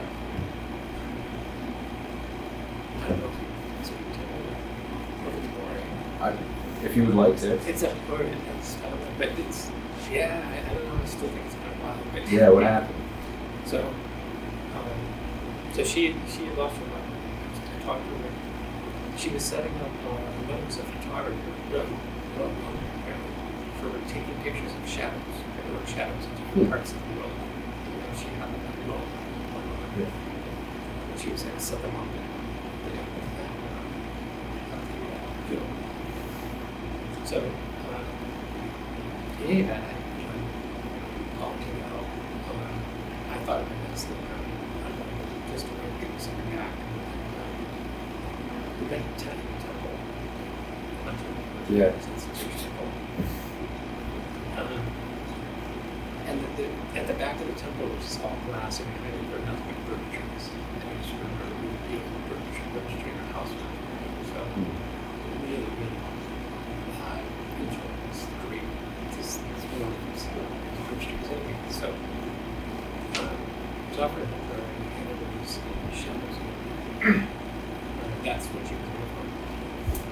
I had been carrying around a book by Heschel for a long time. It was a Jewish theologian. And going to Nancy, one of the studies fabricating materials for the space station. So early carbon fiber resins. So carbon epoxy. They're strong. Light. Really light, all things that you want. So we were doing some early use of those. We had to come up with different ways of using the carbon. So as we were doing this, we made these little samples and put them in an electron microscope. And scan for cracks and things. And I like taking photographs of those. And the photographs were always interesting. And I really like the shadow. The different porosity makes it a lot of photographs of shadows. Yeah. These things. So I had photographs of shadows. There was one that I kept. It was small shaded. And to me, it's different. Yeah. I didn't want to admit it to anybody or even to myself. But I stuck it in this book. I'm doing it such a book. I carried the thing around everywhere. Went to Japan, went to Jerusalem. The book was at the Great Wall. Yeah, the book was quite everywhere. Yeah. And I even taught from it, I had things in it, I sewed pages, the book was just this, it was everywhere, it was blessed, it was everything. And so the woman today who would have died maybe George Jacob. Right? Yeah. Yeah, of course. So I think this gets even weird. So look, all right, there's the photograph. I've had this thing for 10 years. I took it in a lab under a scan. My friend was a buzzer for NASA Lux photograph. But I need to get into these. And so I thought I need to find a frame. And because the photographs are important, every frame is important. So I do a lot of traveling. With one of my old suitcases, and I had a sample of my father did decorated, even touched up churches and things, relieving, sequestrating, all that kind of stuff. So I had a sample that he had made in the suitcase. And the photograph fitted kind of perfectly. It had a little border on it. When I turned it over on the back, there's a sample that he had made 30 years earlier for the Jacobs family. Oh my I met my shit the same thing. Yeah. Yeah. That's insane. Yeah, that's crazy, right? There's no way to. Yeah. Can't even reason. If it's right on there, it's there. It's the only thing I had. Give it to her. I think honestly, I think it's good about that. Probably. Right? I just think it was so. It is too perfect. It was too perfect. And the image is right there too. So it's not like the kind of thing where you let him go. Yeah. Here, exactly. Those are the kinds of things true. So I mentioned earlier, I used to be over that. This was God used me. Yeah. Saying, look, it's still, you see it, right? You pay attention. Yeah. It's a clear message. And then, of course, at the end, so because I had written this book called she never really traveled. She appreciated art. Never made things about it. But instead, she closed lines. As if they were works of art, that kind of thing. Yeah. And it was nice. She liked it. So there was this called Clothesline. And so two things happened. So this girl, she had come from Hawaii, from English student, and just before this sort of episode, there was a woman who walked out of an art gallery where my easel was to put up the painting. And this huge rainbow landed on her car, reached over to the cemetery where she was going to bury her mother. Giant rainbow, and that was gorgeous. So that was this sort of quiet, peaceful sort of moment of closure. So she went on getting my part was over. About a week later, I wandered into an antique store, and there was a painting hanging on the wall of a rainbow on a clothesline. Draped over the clothesline. And it was ridiculously cheap.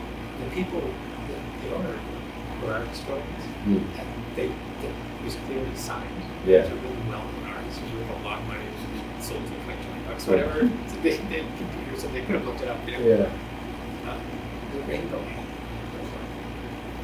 It's draped over one closed table. It was a gift. Yeah, it was a gift.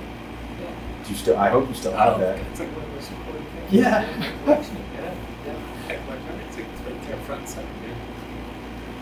And the guys that have great. Yeah.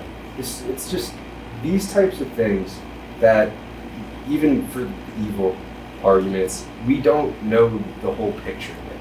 We really don't. Something that happens way when we're younger may not even fulfill until the end of our days. That's the other part, yes, time. Yeah. When we start going back to measure things by our clocks, that's what I really kind of screwed up.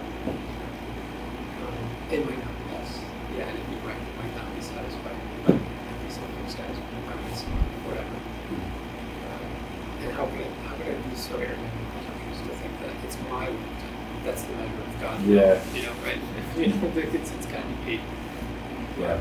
So, yeah, there's so many these amazing things that happen. At some point, little by little, they all started to kind of unpack the former things that I thought were attractive, but then I came to realize weren't.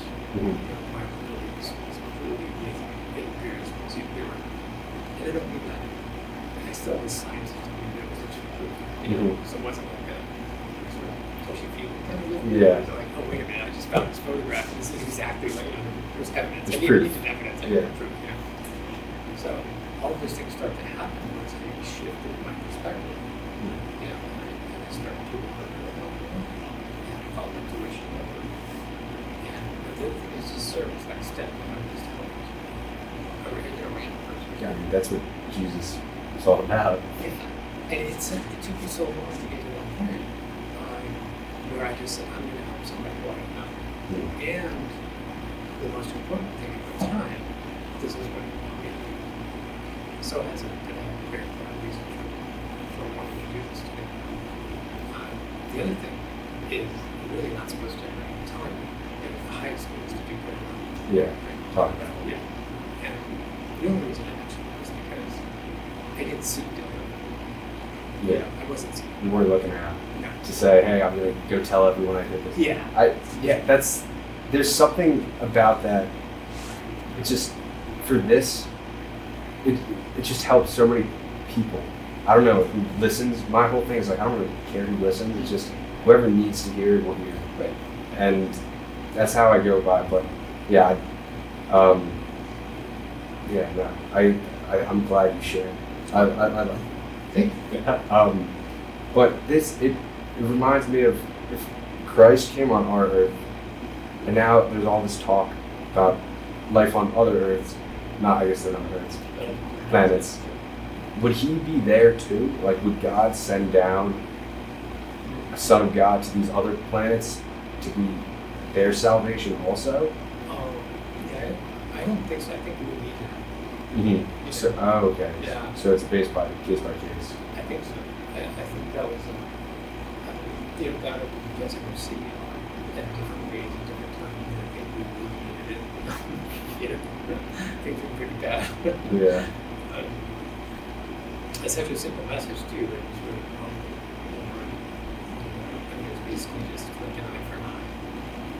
You know, and of course we would have destroyed the world if we still with an eye for an eye. Let's just destroy each other. Yeah. I mean, it's such a powerful shift, right? No, the hard part is being like your enemy.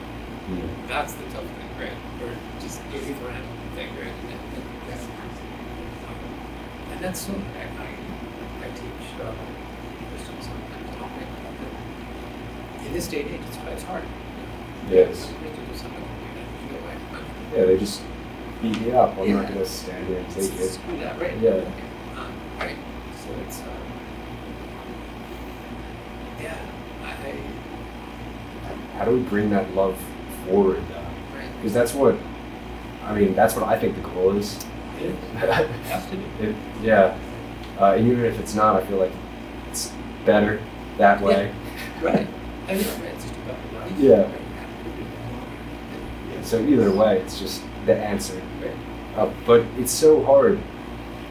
I try to do my part and hope that radiates, but a lot of times it doesn't.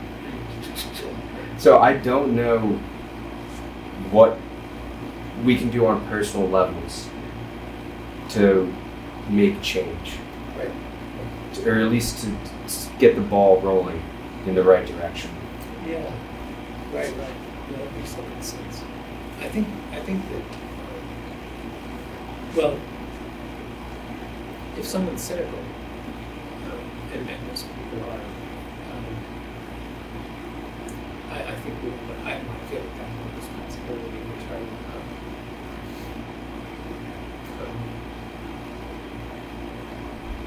well, first to do this, I had a great winter. I had some, I had one, I actually had one friend speak in a lot, and it was very good. I was in a very skeptical, so this phase, and so you don't have the right to start to represent what you're doing. Okay. Those are pretty fun. And how can you solve it if you don't know what the world is and everything in? You know? So my stubbornness with myself, I don't know many years. Right? Good luck. I'm going to find out. Yeah. Right? And that's kind of what I set out to do, you know. Yeah. So I just, so that sounds good. Yeah. Quantum physics, relativity, but his point stands, you know, his obviously his purpose, on that, so you just don't know where to reach it. So you haven't seen enough of the world, you know. And that's one of the reasons I wanted to share some of these stories. Is people might, I'm actually very happy, and I feel really blessed, you know, graces and other things. And I've lost almost everyone in my family, and most of the people are tragedy. Yeah. Sister suicide. So wonderful, beautiful person, doctor, PhD, published, beautiful person, just addicted to drugs, lots of suicide. You know, just things like that, right? So it's a tough time. So I know I'm not going through. The point is more that I could be cynical. Like if someone could say, well, I could be cynical. Yeah. You know, I've been to Brazil and I've watched police shoot down some people. Yeah. I've seen a lot. I watched a documentary, one over something, on a bike, and they just take off and some people are, you know, got tied in my arms. Yeah. They have lived through things that would make anyone want to say. Yeah. And I'm not. So, and I spent most of my life doing many things. And then I went through the arguments for evolution, I went through the arguments of chance and randomness and people. And I listened to all the theories, all the debates. And I just I have not yet heard, first, I have not heard any arguments against the existence of a higher being, a higher power. No definitive argument. There is no. So it's just what created this? Where does this come from? Yeah, there is. Yeah. They tried, scientists tried, scientists tried. And, you know, the arguments are good, but the fact is we know far too early to say that we have dark matter is 90% of people, so little about the universe, so little about math, so little about everything. To make that clear, it's just there are a couple of people out there who are doing a pretty good job of selling it. One of them, I know, John Newton, just made up his couple of movies, technologies, Sam Harris, I think he's a deep down. In fact, he admits this one. This one is some of his talks.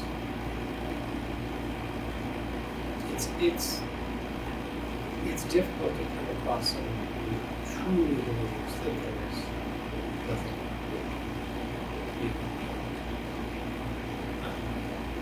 So I find that appealing to that part is really important. And appealing to someone's wonder is true. The sense that you can't really Yeah. questioning of that. So I think the traps are relying on pure reason, just deductive systems, because we're not machines. I'm not a machine. Yeah. Right? When we start falling too closely into that trap, then we're almost slaves.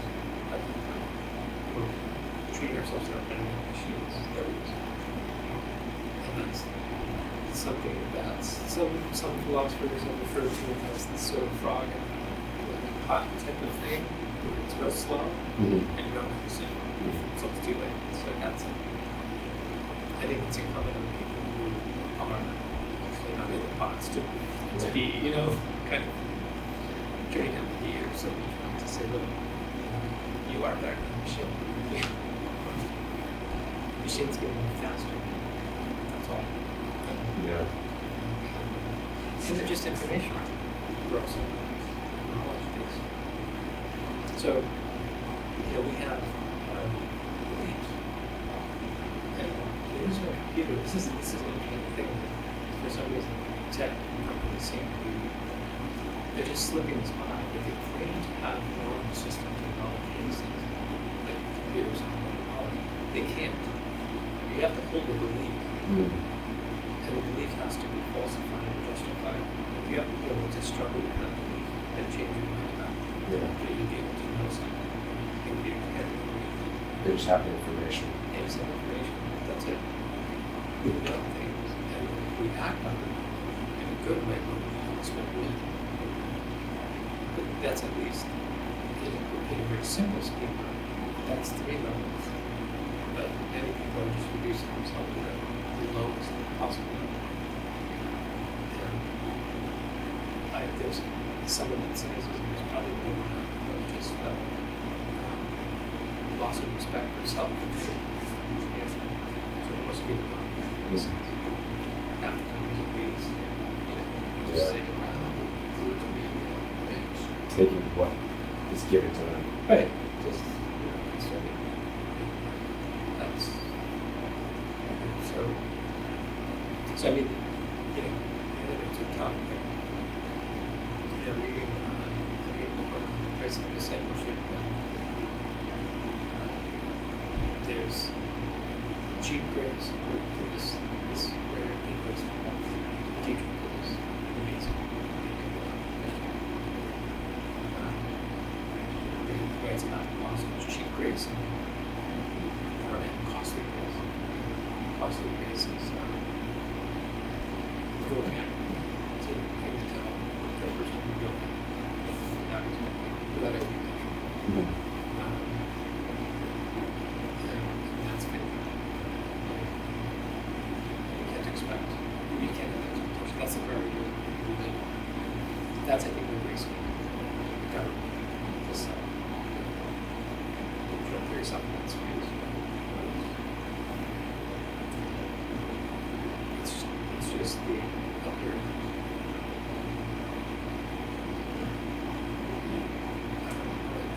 It's we are a little bit constrained too because until you start doing that, you're doing it more than you get the reward of the joy.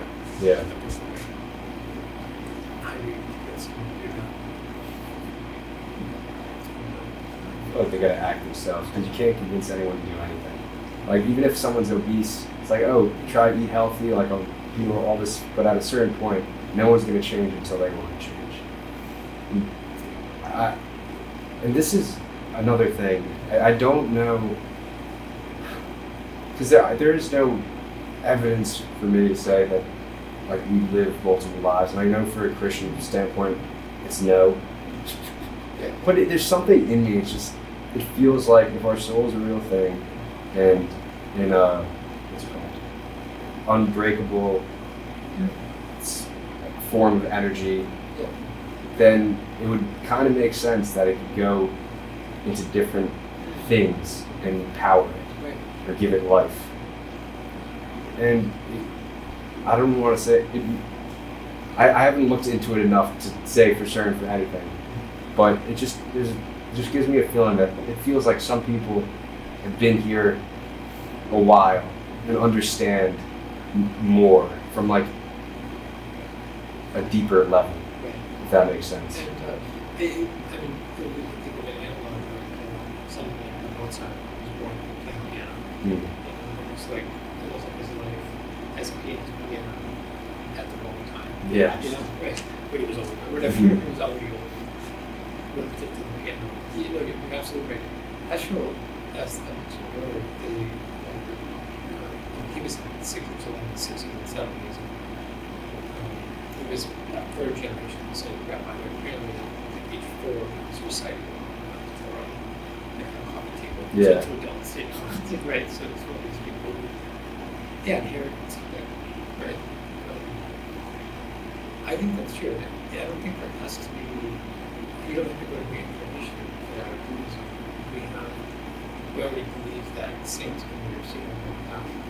Right? How does that work? You pray to a saint and they help you. Right? That's even the way you see miracles time, like they're kind of falsified. So, emotionally, very yeah. I still remember this every incident where I was going to the park, in the Wittenberg Park, where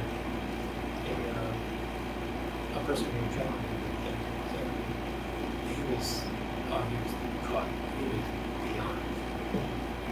I did sort of what I think I did exactly this thing. He was really, really. I don't know if you've been Dante's Inferno, and he was definitely 7 degrees of hell. Yeah, wasn't on faculty. And even he looked at him. I was doing it. I wanted to bless him. Yeah. So I asked a friend of mine, who was a priest, if he could come up. And he said, you can do it. First I felt offended. Yeah. Too busy to, come over and Flush my apartment. Help out. Yeah. You're crazy. And anyway. Yeah. And I had this book that I bought from a bishop. I was I bought it in NT, so I didn't buy it from the bishop. This old archbishop. So I took the book and I went into the stupid apartment. Not knowing what I was going to do.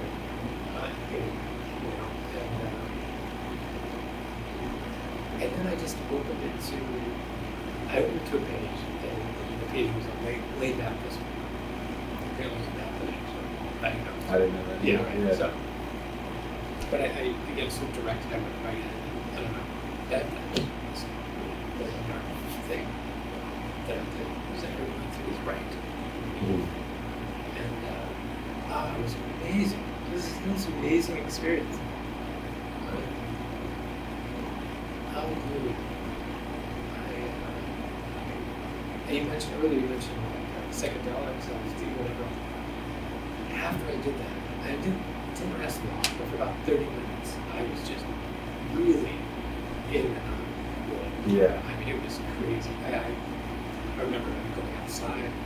There was a car that was moving into a parking spot. I looked again, it was just parked. Yeah. I think those things were moving around.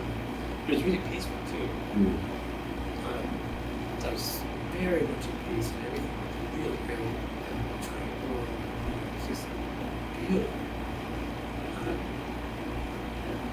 And I have to thank this priest. Maybe he or something. Yeah. But in this same apartment, I had time for that pleasure sessions, so to speak. And I had some community where I felt like I had some thought. I created some things that made my mind. So I do think that if saints can intercede, if they act in the world to help, or to believe something, or to push them, unless you maybe you don't have to do the words, right? Yeah. If that's true, why not someone else who is there, whose soul is unified? Mm-hmm. It's possible. I mean, I know it's not church talking. Yeah. It's possible. Yeah.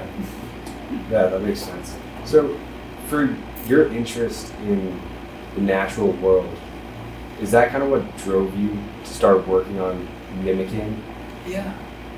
into science? Because I remember in school, I forgot what we were talking about, but I answered a question, and it was about, I forgot what it was, but it was, you're just like, yes, it was something like, oh, let's look to nature to find how to do things well, because it seems to figure it out pretty well. Like look to a bird to see how to fly, or I don't know, a tree to see how to root yourself. So what kind of work did you do at NASA? Because I was kind of reading your bio and stalking you a little bit and getting some information. But so you're making the carbon fiber. So how would you base nature into your research? Yeah, that was a really cool one. So this group found looked to like the architecture of things within some forms and for better ways to build these materials. Mm-hmm. So one of the research projects was looking at reindeer and taking cross sections of those and how they form sort of basically the architecture of layers, scale and size. Because they have developed in sort of perfect fashion. Yeah. And just right, they're strong, but they don't take up much space. Mm-hmm. So they're optimal, right? So they're optimized. They're optimized for their environment. The really beautiful thing about that is that there's always something that's both maximum as well as maximum scale.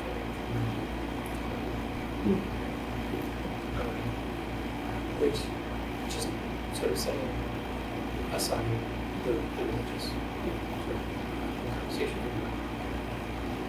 environmentally speaking, and that's definitely the way to go. Yeah. That's maintaining better attributes, better quality. So that was the big inspiration, and it's an important force in our lives. Mm-hmm.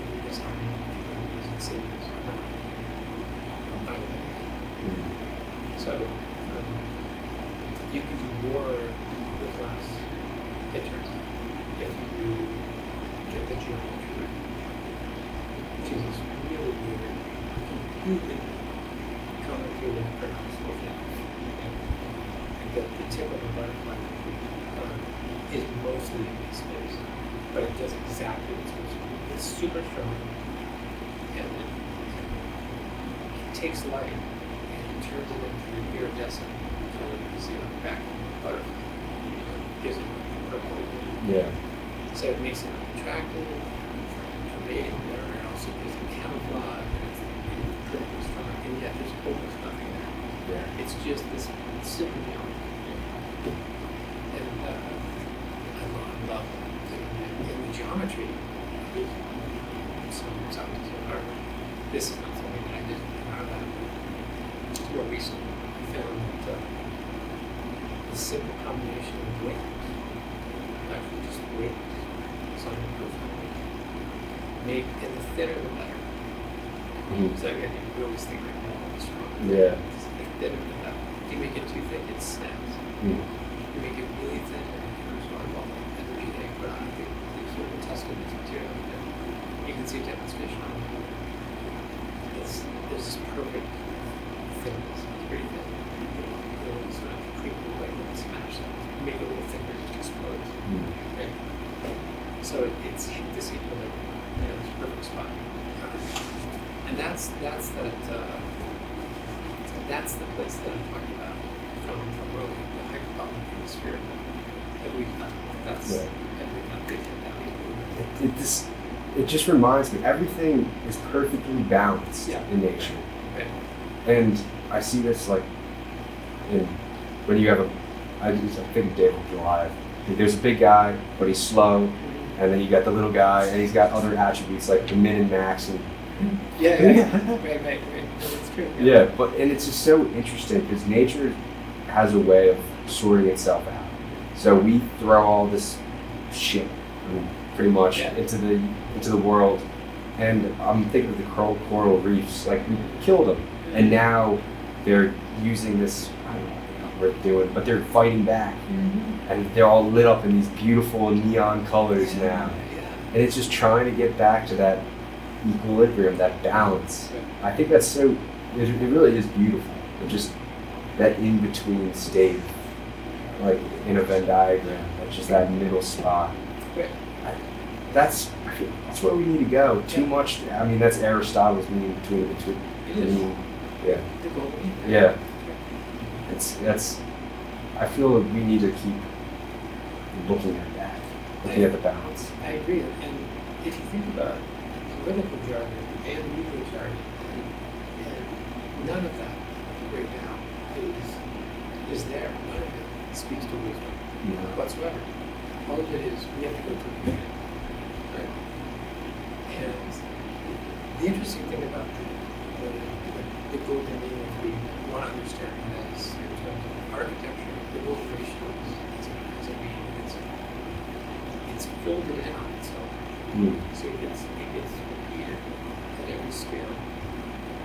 Do you kind of think that's what the universe is? Yeah. Yeah. That makes sense. Right? Yeah. Yeah, it's just sort of perfect. It needs to have multiple levels. Right?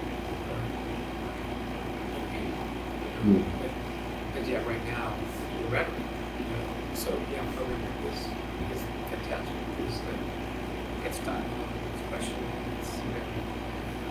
you're right to read. I think to go back to the ancient philosophy, we have to fight against that too, versus some colleges are present programs because they need, I guess, practical thinking. Yeah. But, On my philosophy, professors make jokes about that. yeah. If you want to make money, not in the right field. Well, yeah, and ethics. When I was an engineering student, I fought for an ethics program. I thought there should be ethics. Yeah, I it makes couldn't sense. believe there was no ethics. Right? Yeah. Yeah. You need ethics. Yes. Yeah. So finding out there's like a few ethicists, but it's mostly it's not good. They're not really listening. They just put some people on board because they have to. Yeah. And it would be nice to maybe push politicians, push for reform, and make sure that there was a respect. It can't just be this. It's got to be. Everyone needs to be a philosopher. In some sense, yeah. I really do think that should be taught at a young age. Yes. If you know how to think, you could build up your immune system and actually make sure you're moral and doing the right thing. Right. We need those philosopher kings. I agree. That'd be amazing. You know that in Bulgaria, they take philosophy all over the school. Really? They have a complete program. How? I was just gonna say, how does that turn out later in life for them? I think, this is anecdotal, so to be fair, the later life practice would be very important. I feel like people are sensible. And they know how to protest, but they also are aware of political affairs. They can think more freely, not emotionally mature. Yeah. Right? Yeah. It's things people forget. There's physical age and then your emotional age. Yeah, yeah. And I have seen protests. They have every reason to protest the government's product. When they do, it's their collective protest work together. Protesting in different ways. Unlike the kinds of things we've seen here. So I think it works. I when I did last time I did Festival in Paris, for us, not for the representatives, our citizenship, our citizens, we're not doing it right. So I agree with you. We should have that. There should be a class over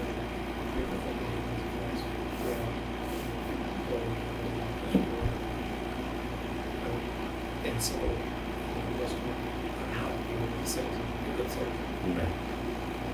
I agree with you. The irony is we look at things like that. Yeah. During or whatever, you go moving educated in a reasonable way. Yeah. That's what I think too. We always think we're the smartest people that have ever been on the planet. I don't know about that. So kind of we're coasting a little bit. Yeah. Because it seems like because the pyramids, they're built with nature, with what you're saying. But I don't know the exact thing, but I watched a lot of videos of how they're constructed so perfectly with the stars and on these 1/3 of the Earth, perfect, and then there's ones down on this other 1/3. that stuff's a little crazy to me, how they all work that stuff out so beautifully, and with the technology, I don't know how they did it, but that's a different. They did a lot of time. Still, Yeah, they're such big, yeah. tons, and to put it, there's this one rock in one of the pyramids of Giza, like at the tippy top, that is just tons, and there's no way they could have gotten up that with freaking levers and pulleys. Give me a break. There's something else going on there, but I don't know what it is. And I remember I asked you in school about aliens, and you're like, I don't know. You're like, all the stuff that's been coming out, I'm pretty positive if they're not probes that are here from another civilization, they're the actual beings. But it makes sense. We're sending rovers to Mars. Why wouldn't people do that for us? We've been seeing them since the 50s, so it makes me think it's not our technology. But yeah, I don't know. Those are my that's my space tangent. Yeah. I love space. It interests me so much. I'm excited to see these documents that the government releases this month. I want to see what they say. Yeah. But if you want to dive in, I'm very curious of how you got. Is it magic? How would you even describe? Because this is so foreign to me. Oh yeah. If you want to go into that, I would love to hear. Right. Oh yeah. So, right. Yes, there is. I think so. Okay, so here's one thing that I think I should say. So, we're already seeing quantum mechanics do really great things, like quantum teleportation, all kinds of stuff, right? Minds connecting, minds creating really great things. Yeah, that's just weird. Yeah, when you have more, right? Yeah. There's technologies where you can connect your mind to there are people who quadriplegic, right? Yeah. There's a technology now that allows them to just Oh, I saw that. That was crazy. It's mind blowing, isn't it? Yeah, it is. Really It is mind blowing. Right. And I think that some of the early witches, the accounts of witches, I think that there were women who they didn't understand what they were doing, but they were probably using quantum mechanics to affect others. And the more you have, the stronger there's this kind of secret in it. So I really do think that because we know that we can affect other minds. This is so now it's proven. Yeah. Now the guys have proven it's okay. Right? Yeah. So when women were doing it, we were with this thing. Facts. What the hell? Yeah. So I feel like we overthink apology. I actually think that witchcraft, the whole Wiccan tradition of the apology. I think they were like the early test subjects. For one chemical things. Elon Musk the other day says, right, they continues. If he continues to improve, the language itself will be obsolete in 10 years. No language. I know. I hate that. Right? From a human point, Yeah. I hate that. I do too. Yeah. Yeah, I have to hate that. So on principle, I get what he's saying. Yeah. He said, we can talk without it's fine, I get that. And I understand that some of the science, I know he's exaggerating a little bit based on, whatever, and all that stuff. But his theory is sound, it's plausible. If we go back now and think about what witches did, they influenced outcomes, right? And things like that. And isn't that the same kind of thing? Yeah. To get like someone's head or whatever. We even talk about it these days, right? I think that's what they were doing. So, it's the same type of thing, but so it's immense power, but with side effects. And that's the problem. So it's like kind of a natural power. Especially if you don't fully understand. Yeah, you can mess up a lot. Yeah. Right. It's like right. playing with chemistry stuff. Right. You make some poisonous gas. Yeah, and tons of people have paid prices for that. For any new technology or science, and you're messing around with radioactive material. So we know that that's already, there's tons of precedent for that. And I feel like that's kind of what happened. So Nadia, my wife, she came to that realization, so, where she said, okay, I sort of get this. It works in the short term, but I can't see all the consequences. I can't see all the implications of what I'm doing. And this may be completely against what would happen what this person was meant to do. So I'm better not in school not with that. Fair. Yeah. But it doesn't mean she wasn't messing around with it for a little while. Yeah. And her mother, So how does that even work? Because I feel I don't understand. Where do you even like pick that up? Can you just go to the library and just get a book? Yeah, she, I don't. Or do you even think it's like hereditary? Like, does it get passed down? That's a great question. That's a really good question. I never thought of that really make a lot of sense. In between, my mother, because they don't focus.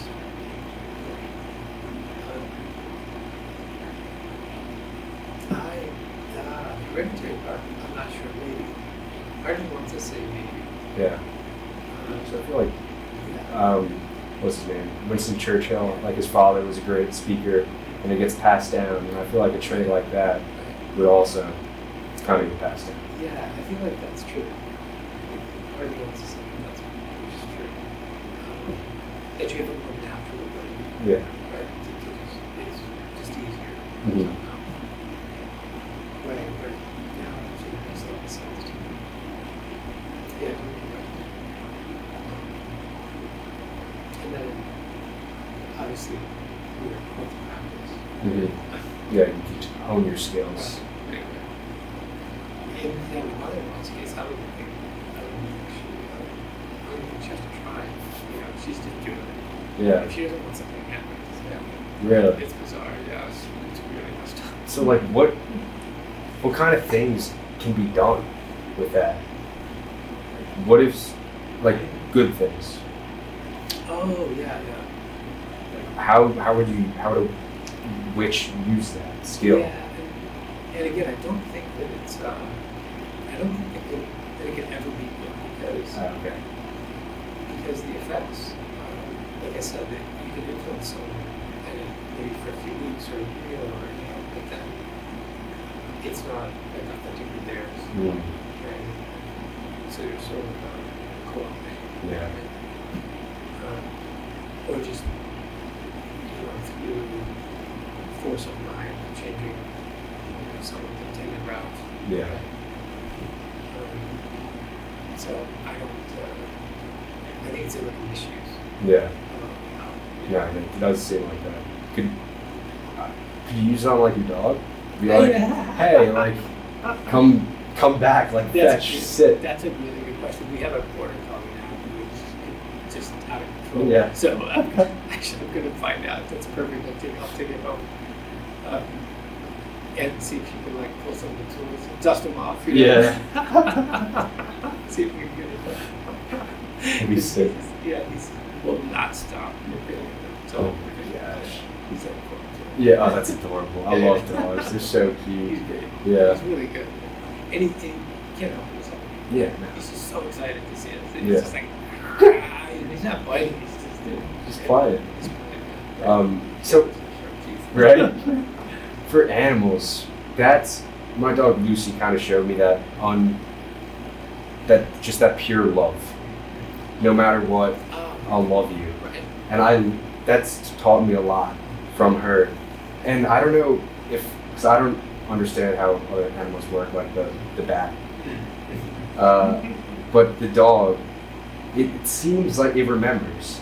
Like my Lucy, when we have a deck, we throw a ball, she watches. Yes.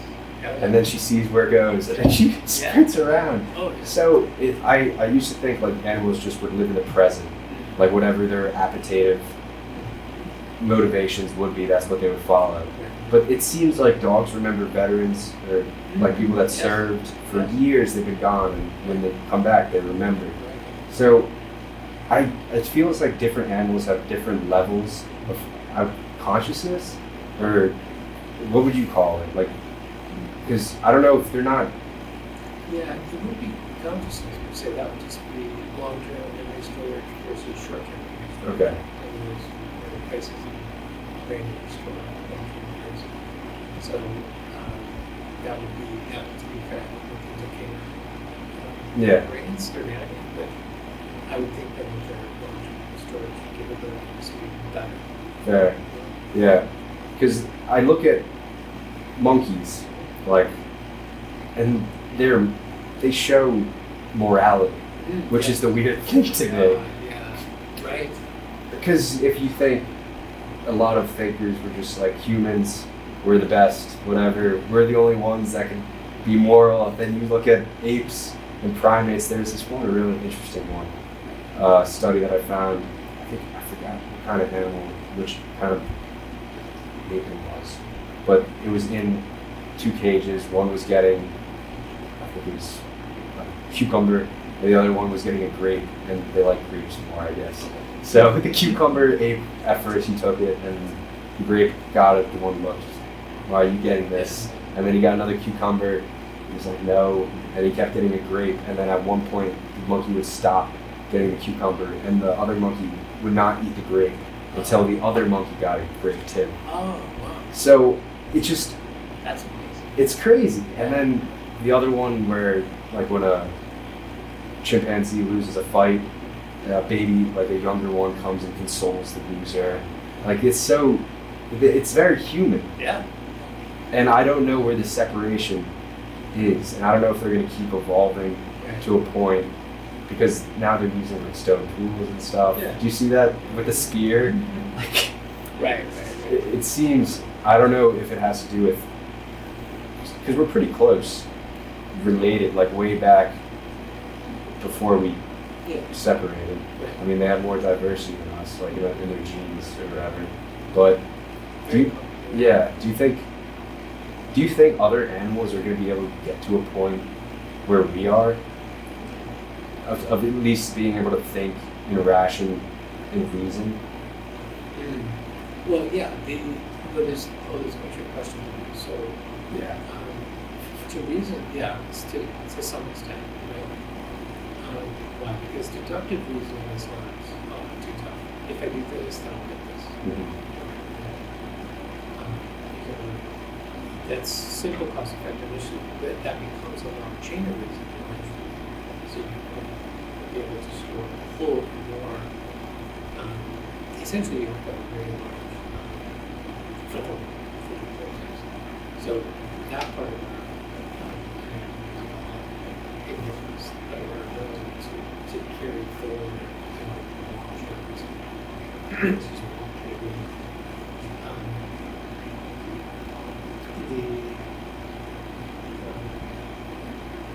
second capacity.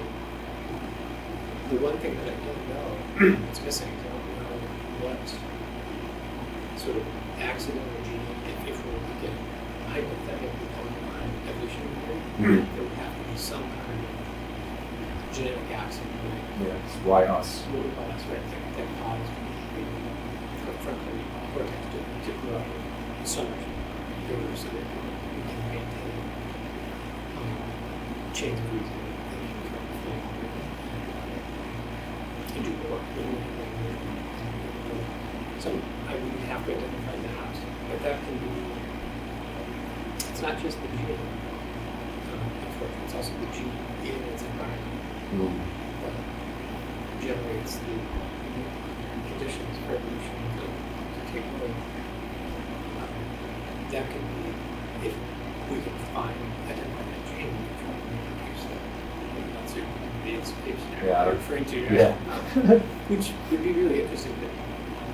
But the other part, the compassion part, those things, that's a whole different part of the brain. That's the midbrain, the big system. And it's actually an unconscious part of our brain. We there's conscious thought as part of your question, and then there's the unconscious part, which is like we saw a child drowning, and we would just jump in. Yeah. Think about like work out all the details. Pros and cons. Your shoes are gonna get wet. Yeah, right. You go right. That's an automatic emotional response that I hope we're not losing. It does speak to the power of media, right? And that would be an interesting thing to study, right? Because that is supposed to be the way we treat people. Yeah. Like we're supposed to have unconscious desire to protect innocence. Right? And that would be a litmus test, for yeah. So I guess I want to know the answer to that. Yeah. Just as an aside, because I think that's the least, right?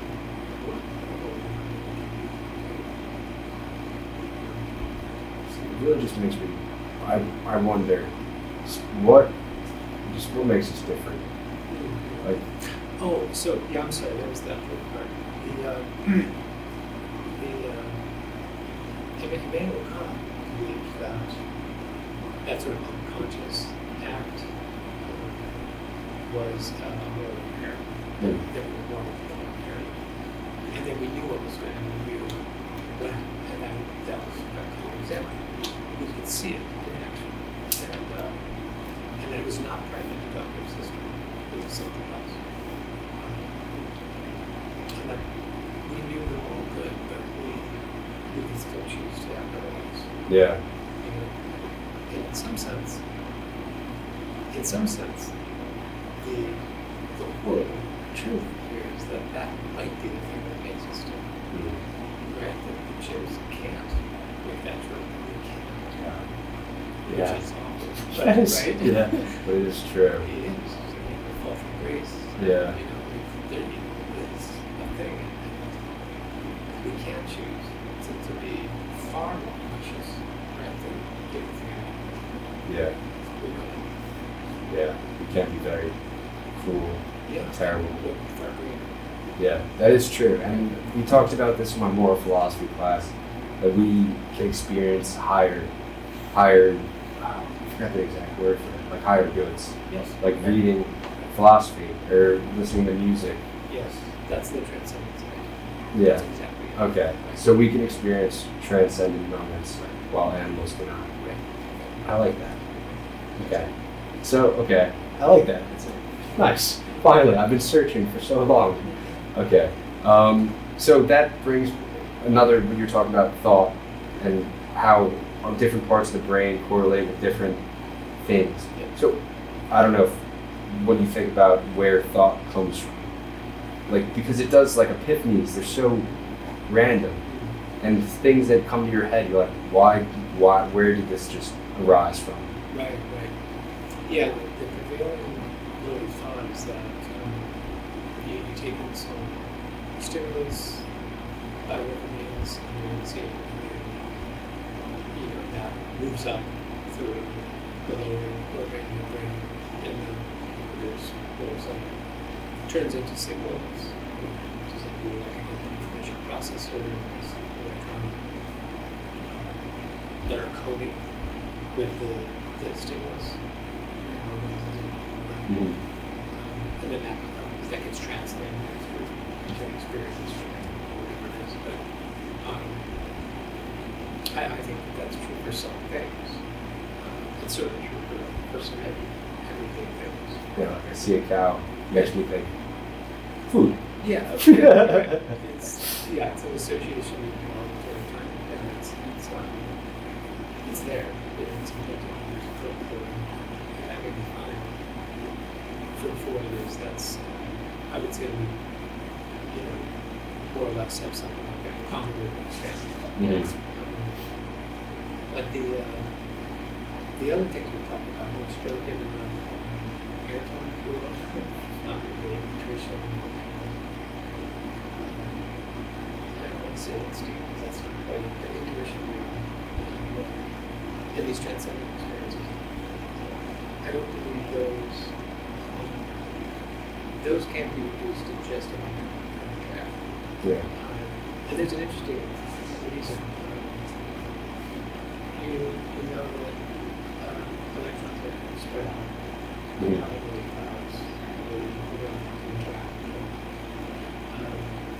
Those waves, when we're not observing something, it spreads out.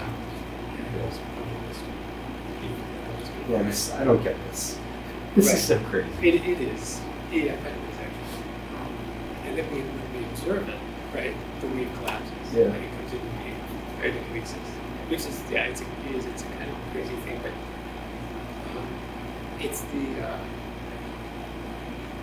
basically the system is sensitive, and the act of the light that can arrive through unlimited contact with it affects it and it changes it. So it turns it into what you see. Yeah. So, and then when you don't, it's sort of fuzzy. So that's basically since the strip down, I don't think it does.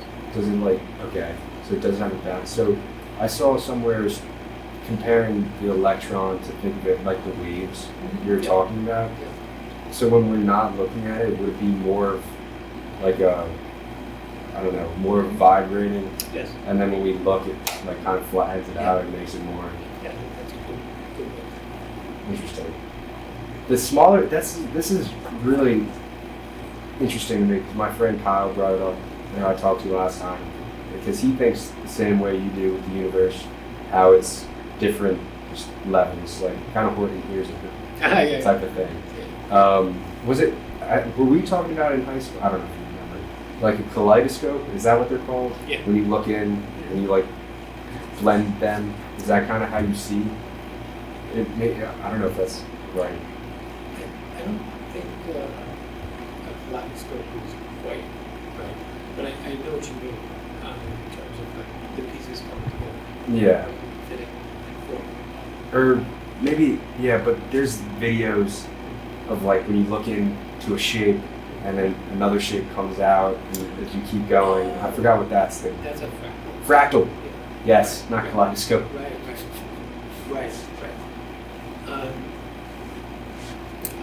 I'm not certain about that. Okay. I think that has its place, Mm-hmm. but I think it's overdone a little bit. Okay. To be fair. But that's not. I don't want to dismiss it altogether. So how do you view it? The quantum part? Sure. Yeah. This is the interesting thing about this. So I wanted to speak to this differently. Yeah, this is interesting. So when we observe something, it comes with a sharp focus. Let's put it that way. Mm. And we obviously not in sharp focus, but it's sharp focus for us because it's attuned to our mechanism, the mechanism of our eye, mind, and so it needs to be that way. Here's something that's interesting. So electrons are fuzzy. They're in a wave-like state. Think back to so we're talking about the eye looking up and looking down. If we're being observed, there may be time